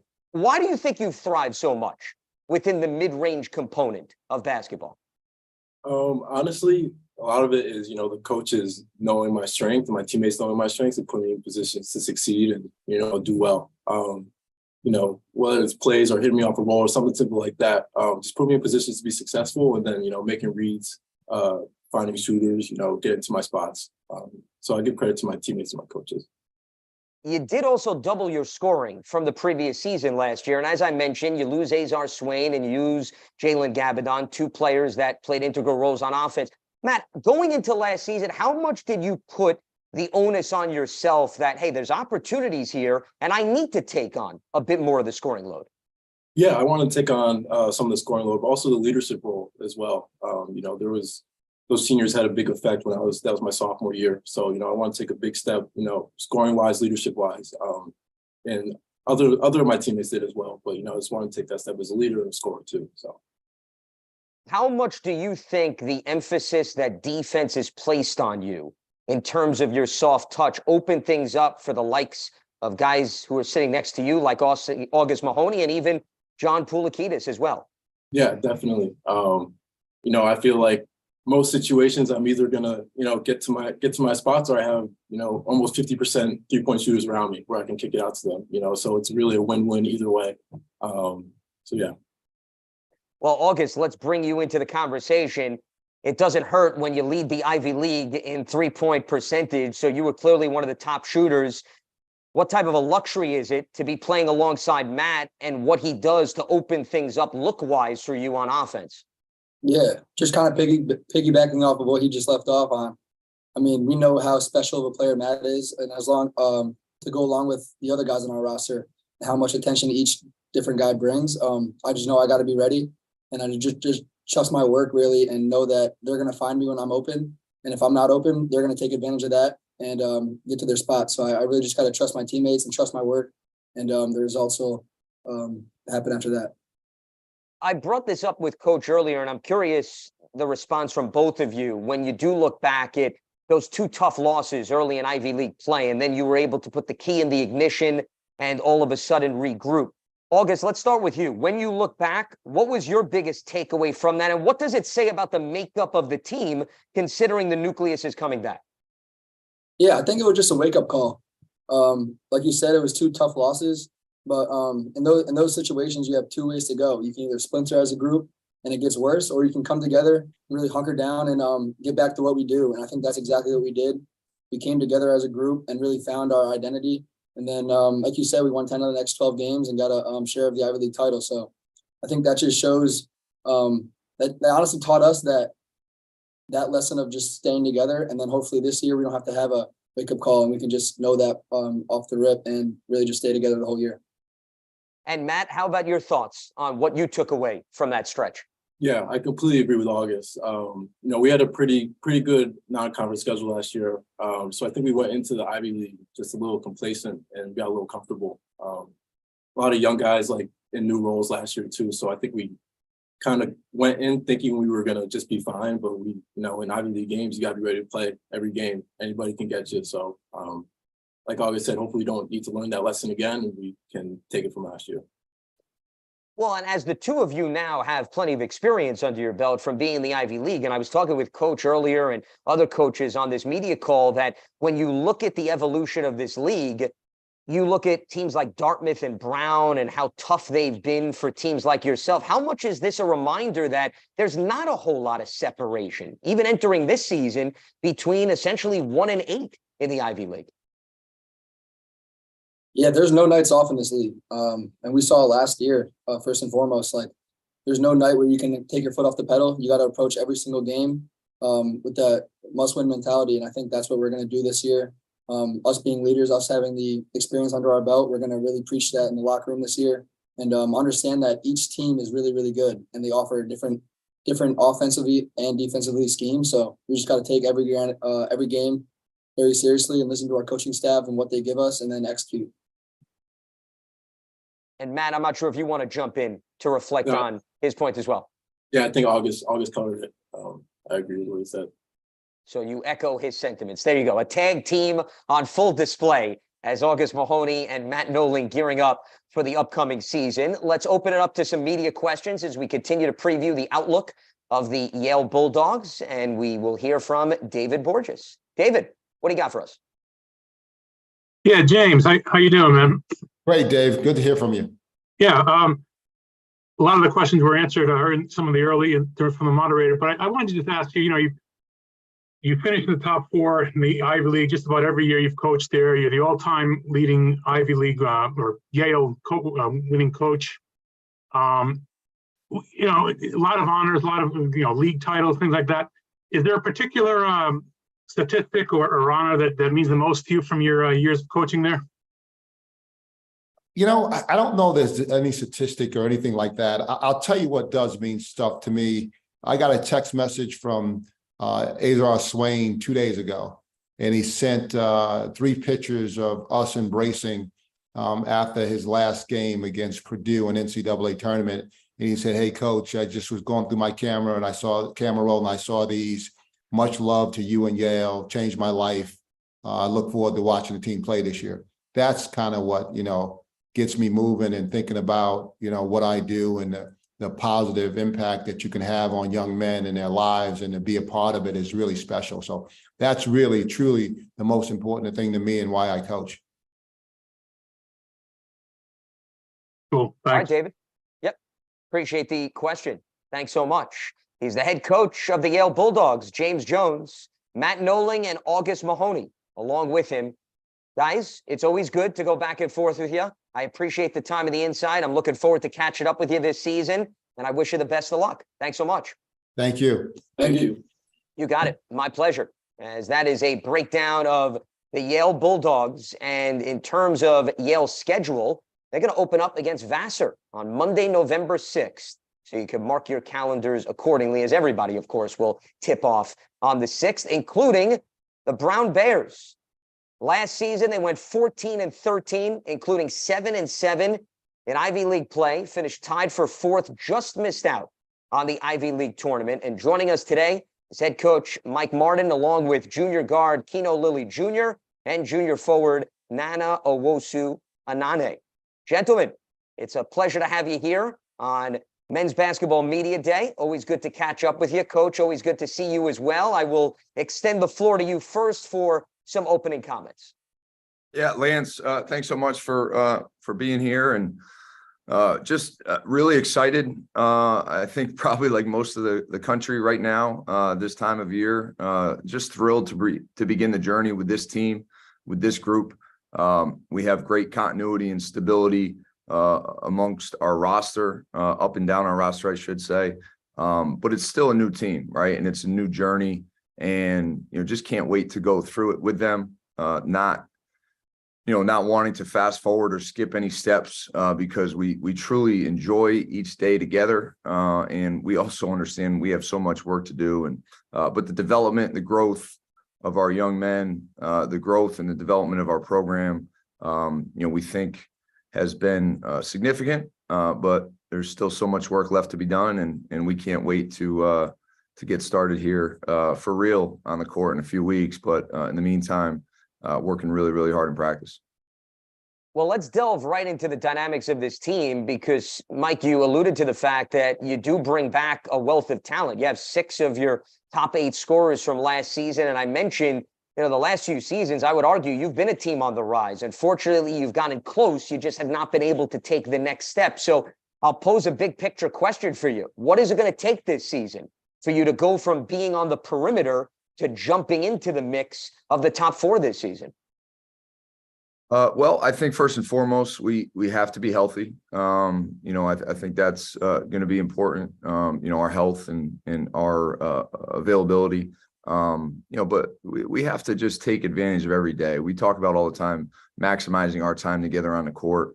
We're fortunate. We had an incredible 10-day trip to France this August, and we wanted to maximize all that time, Lance. And then since early September, we've been back at it on the court, and wanting to take advantage of every day we have, maximize the time we have together, get better every day. We've been just really pleased with the individual development of everyone on our roster. And that's not by accident. It's not by coincidence. These guys are here for a reason.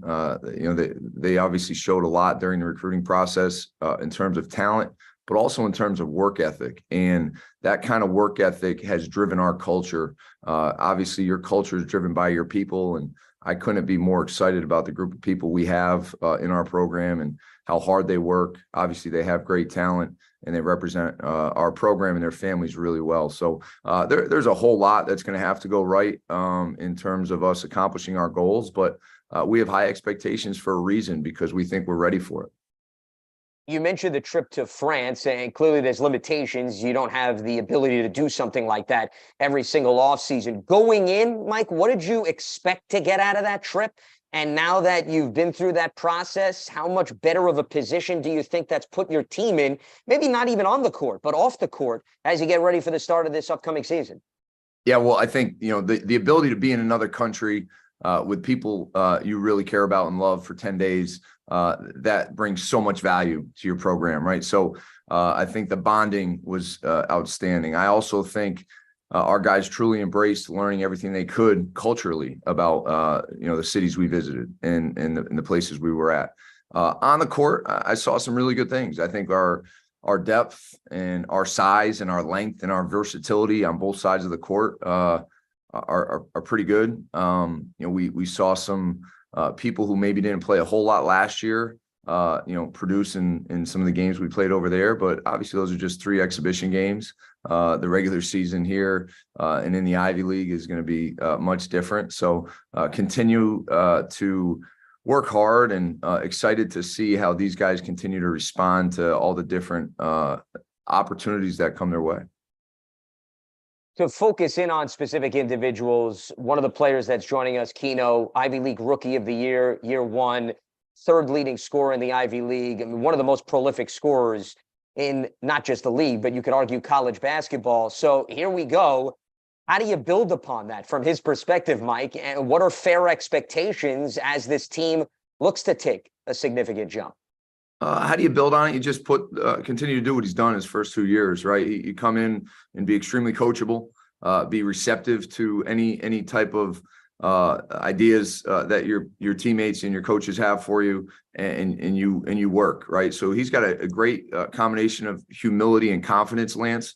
He also has a very strong work ethic, which has allowed him to continue to get better day by day, week by week, and now season by season. So we think he'll have another terrific season. I see the growth and the development in his game. He makes very hard things look pretty easy on offense. And, good thing for Keno is he's got a lot of really good teammates around him. Obviously, Nana's joining us here, and, the playmaking ability of Nana and Kalu Anya and some of the other guys we have on this team, I think will take a lot off of Keno as he continues to be a focal point for opponents. You brought up injuries, and not that you're using that as an excuse, Mike. I'm not bringing up from that standpoint, but that's just the nature of the beast. When you lose significant talent, there's only so much depth you have to overcome it. And Nana, he missed the final 7 games of his freshman season, and unfortunately, Anya dealt with a finger injury last season, if I have my facts correct. So, how much are you looking forward to get those 2 guys specifically out on the court, full season, and continue to build on this chemistry that you're trying to develop? Yeah, I think health is important for every team, Lance. Physical health, mental health, emotional health, and I think injuries are going to happen, right? It's part of the sport we play. It's part of the profession and the industry that we're in. I do think we're equipped to handle any kind of adversity this year that comes our way. Maybe a little bit more than we were last year because of the recruiting, because of our depth, because of another really solid freshman class, but also the development of some of our other returning players. I talked about some guys who really played well in France, who didn't play a ton last year. It's because of their development. So I think we're better equipped for whatever comes our way. We'll be ready for it.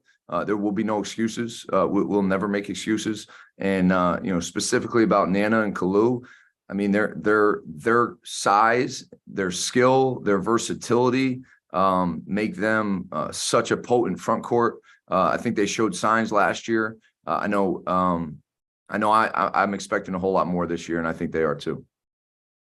When you look at whether it be the internal or the outside expectations, as I mentioned, I think the league has taken notice of your team, especially with how close you were to making the Ivy League tournament. And we're talking a lot about the talent returning. How much does that resonate, Mike, within your roster? Meaning, how much do the players realize, hey, maybe we're not going to all of a sudden be the hunter anymore, and we're going to be a team that's going to be hunted a little bit this season? Yeah, I don't know. I think you probably have to ask the players that, Lance. I do think that, I mean, we're chasing an Ivy League championship, right? We haven't done a whole lot, right? I think we've made nice progress, but we haven't come close to doing what we want to do, right? We don't want to just be in the hunt for top 4. We don't want to just be in the top 4. We want to chase Ivy League championships. And I say that with full understanding of how difficult that will be, right? And how good the league is, how challenging it is. But we think we've brought in great people. We know how excited they are and how hard they work every day. So we think we're as ready as anyone to chase that championship and hopefully put ourselves in a position later on in the year. I want to bring the players into the conversation. And Keno, let's start with you. I was talking earlier with Coach about your scoring accolades. I think that goes without saying.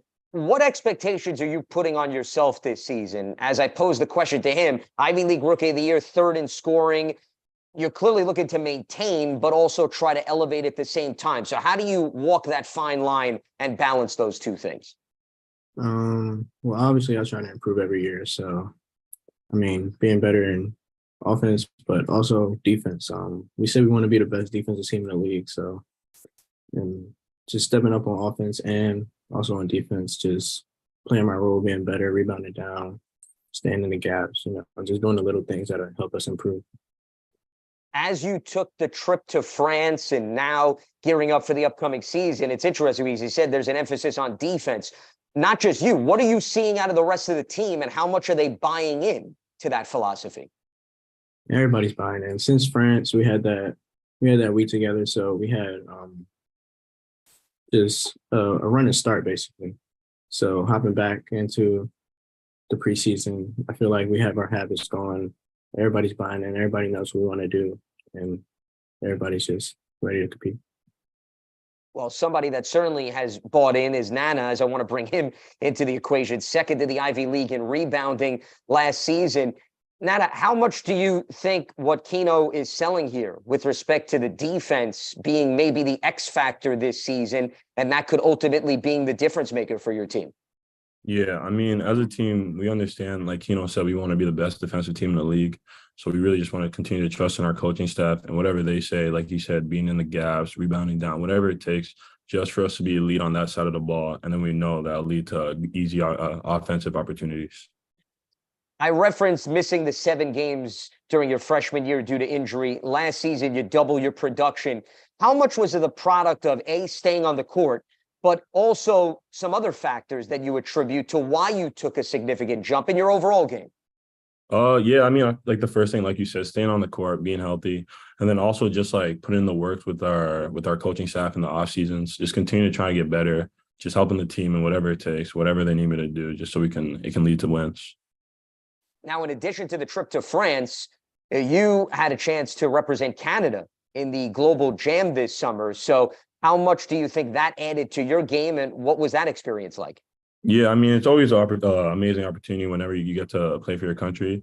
I mean, it was a great experience just being around other guys, other high level talent, other Division I basketball players, different type of coaching, different type of schemes. So I feel like I learned a lot, and then hopefully whatever I took from there, I just want to bring it back here so it can help us. It help lead to wins.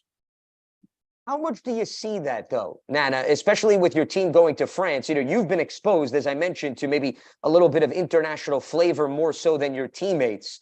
How do you sell that to your teammates? Not to say that they're not buying in, but what the trip to France truly can do, it may not show immediately, but it could show perhaps a few weeks or a few months into the season.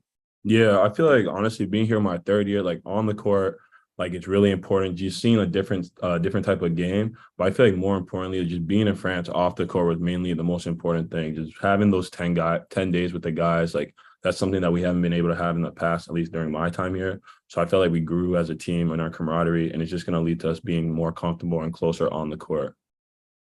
Before we open it up to media questions, I want to pose the same question that I posed to Coach earlier, and he even hit on, maybe it'd be interested to get your perspective. I talked about how this team has been close, and perhaps being close catches the eyes of the outside audience and you guys internally. How much do you look at your team with higher expectations being placed on it this season, regardless of what you guys are talking about internally? And why don't we start with you, Nana? I mean, like Coach said, we have our goals in here. We know like what we think we're capable of. We know what we're capable of.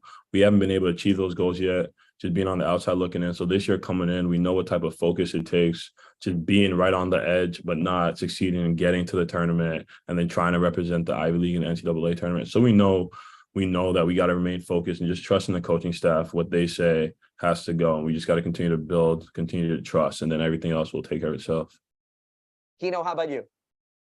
Nana probably hit a spot on the focus. The focus gets us over the edge. So since we've been close, if we keep that focus every day, every practice, we get to where we need to be.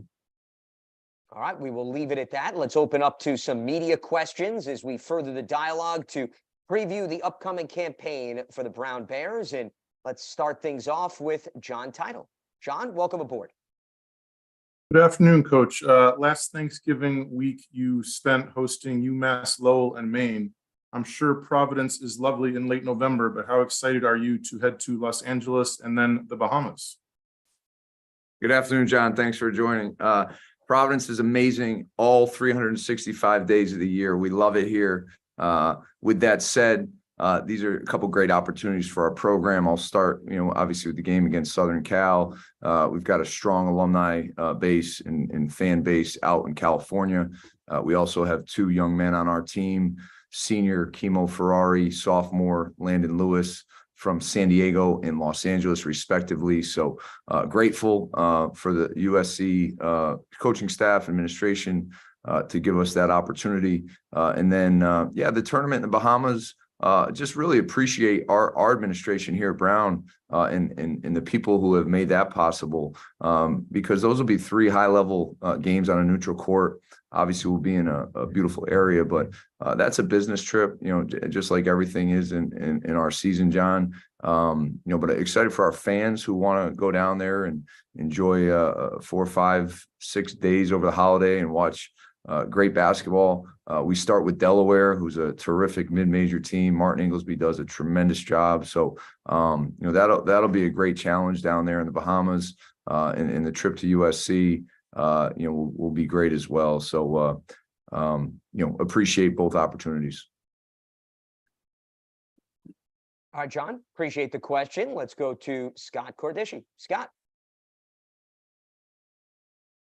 Okay, thank you, Lance. A question for you, Coach, first, and that is, I mean, obviously it's a great place to start when you have such a great scorer like Keno Lilly in your backcourt, and certainly someone who I would think would be one of the candidates for preseason player of the year. But can you talk about your front court, the talent, the athleticism, the skill, and the depth? Have you ever had a front court that comes close to what you have on this year's team? Well, we've had a lot of really good players over my time.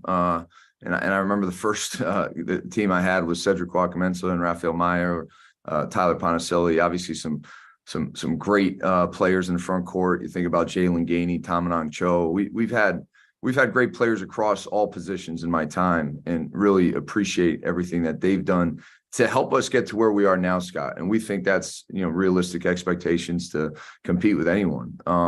Our front court this year is deep, right? We have quite a few guys that can play through some of the adversity and injury issues we faced last year. I think it really developed quality depth. You think about guys like Malachi Nader, who's a senior who started games and could probably play start at a lot of different places. Probably going to come off our bench to start the season. So excited for what he can do this year. Landon Lewis got some great experience. We've got some incoming freshmen, I think are physically ready to play, and they're competing really hard in practice. So I think all that competition makes these guys better. It allows us to hopefully play big and play to our size and be the kind of team we want to be defensively and rebounding. But we also, like, Nana's a great playmaker. Kalu's a great playmaker. So while they can protect the rim and rebound, they can also defend on the perimeter, and they can kind of start your break offensively and, be dynamic playmakers from the front court. So, excited about all that they bring. They're going to have to prove it. We're going to have to, be hunting success and excellence every day. But I certainly think we have the capabilities to have a really good front court. And Nana or Keno, I don't know if either one of you can take this one. Who fills the void left by Paxson and Perry, from a leadership standpoint and from a production standpoint? I mean, I'll go first. I don't know if you could really fill the void left by Paxson and Perry, but I feel like as a collective, as our whole team, it just means everybody got to step up. We lost 2 great seniors, so everybody's going to have to step up from a leadership standpoint. And then production on the court, just honestly, everybody's going to have to step up once again. Obviously, there's a lot of opportunity because Paxson especially left a lot of room, but I feel like everybody's going to have to step up in their own respective roles. Yeah, leadership-wise, we had a lot of sophomores to juniors. They stepped up because they're upperclassmen now. They know how to fill the role. They know what's needed out of the players. So, I mean, overall, he said we just have to step up as a collective. Thanks, guys. All right, Scott, appreciate the questions. Let's go to Rob Brown. Rob. Hi, Coach. I guess Scott took my question, with the players, but I'll throw it to you. Who do you see in the backcourt making that jump this year to fill the roles of Perry, Paxson, and Dan? Yeah, lost obviously 3 really good guards from last year. Paxson, was just such an incredible leader and playmaker for us, rebounder, defender. He's playing at the University of North Carolina for a reason. He was an all-conference player. And then, Perry and Dan are both, significant losses as well. But that's what you prepare for, Rob. You recruit, young men who can continue the development of your program. You recruit young men who have a work ethic and a hunger and a drive and a determination to be really good themselves. So who will that be? I think time will tell. I think we've got some great candidates, obviously guys who've played big minutes in the past, starting with Keno and then Kimo Ferrari, who's a senior, and Aaron Cooley, who's a junior and started a lot of games last year. We've also got, senior Felix Kloman played pretty good minutes last year, and he's made great progress and great improvement. Juniors Sam Flores and Lindell Erold are now in their third year with our program and maybe haven't played a whole lot, but they're hungry to prove what they can do. And AJ Lespert's a sophomore on the perimeter who I think learned a lot last year and is excited about any opportunity that comes his way. And, we have 3 freshman guards. So who it's going to be is probably not as clear as our front court is at this time, but I know we've got some good options. I'm excited to see what they do here in a few weeks. And my last one, the ending of the last couple seasons have been a little bit tough for you guys. How do you see the new schedule where you're playing 7 games in 6 weeks, actually at the beginning, a lighter schedule to start? Do you see that as a benefit as you get to the end of the season and make that push to get to the Ivy tournament? Rob, that's a great question. I did not even realize that about how it starts. I know we have Yale here to start the season, and they're the defending champs, and they've had their way with us the last few years. So we'll be excited about that. But we have so much work to do before we get to that point. I mean, we got our first close scrimmage here this Saturday, and that's honestly what we're focused on right now is how can we, do everything we can to put our best foot forward this Saturday and learn a little bit about our team, learn a little bit about the individuals, and then get ready for the next close scrimmage. Ivy League play will be a bear, no pun intended, but we know that, right? But the good news is we have time to get ready. And the better news is I love the guys that we have to work with, to get ready with. So maybe ask me that question January, February, and I might have a better answer. Good deal. Thanks, Rob. Coach. Appreciate the question. Let's finish up with David Korzeniowski. David. Hey, Coach. Just want to ask a schedule-related question, but how excited are you to play Providence again and get that rivalry back going? David, good afternoon. Great to have you with us. We're excited about the opportunity to play every team in our state. It's something we really want to do. We're intentional about trying to, maximize our rivalries here in the state. So, starting with Bryant on December 1st, University of Rhode Island on December 6th, and then obviously Providence College. Those are the other Division I programs in our state. We're excited about all of those opportunities. To get the Friars back on the schedule, yeah, that's a big deal, and grateful to Kim English and Steve Napolillo and everyone over there across town for making it a possibility, as well as obviously our Vice President for Athletics, Grace Calhoun, for supporting our desire to want to get back down there. So, I guess be careful what you ask for, right? Because they're going to be a great team, and they have an amazing fan base. But I know our young men and our student athletes, and hopefully our student body, and all the Brown fans in the city will do our best to represent the Bears down there on December 10th. Thanks, Coach. All right, David. Appreciate the question. He is the head coach of the Brown Bears, Mike Martin, along with players Keno Lilly Jr. and forward Nana Owosu Anane. Gentlemen, always good to catch up with you. Greatly appreciate the time and the insight. I wish you the best of luck moving forward this season, and I look forward to catching up with you later on this year. Thanks so much. Thank you. Thank you. You got it. Our pleasure, as that is a breakdown of the Brown Bears for the upcoming campaign, and Brown's going to open its season at Colgate, 7 p.m. Eastern on Monday, November 6th. As that is going to wrap up today's program, we thank all of our student athletes and coaches, and of course, all media members for participating in today's program. We'd also like to thank those that tuned in live on YouTube. Look forward to another great competitive year of Ivy League men's basketball. The full program is available on YouTube. If you would like your own copy, please email JJ Klein, the league's men's basketball communications contact, at jj@ivyleague.com. That is JJ at ivyleague.com. Appreciate everybody taking the time out of their busy day to help us preview the upcoming Ivy League men's basketball season. Lance Meadows signing off, and I look forward to interacting with you throughout the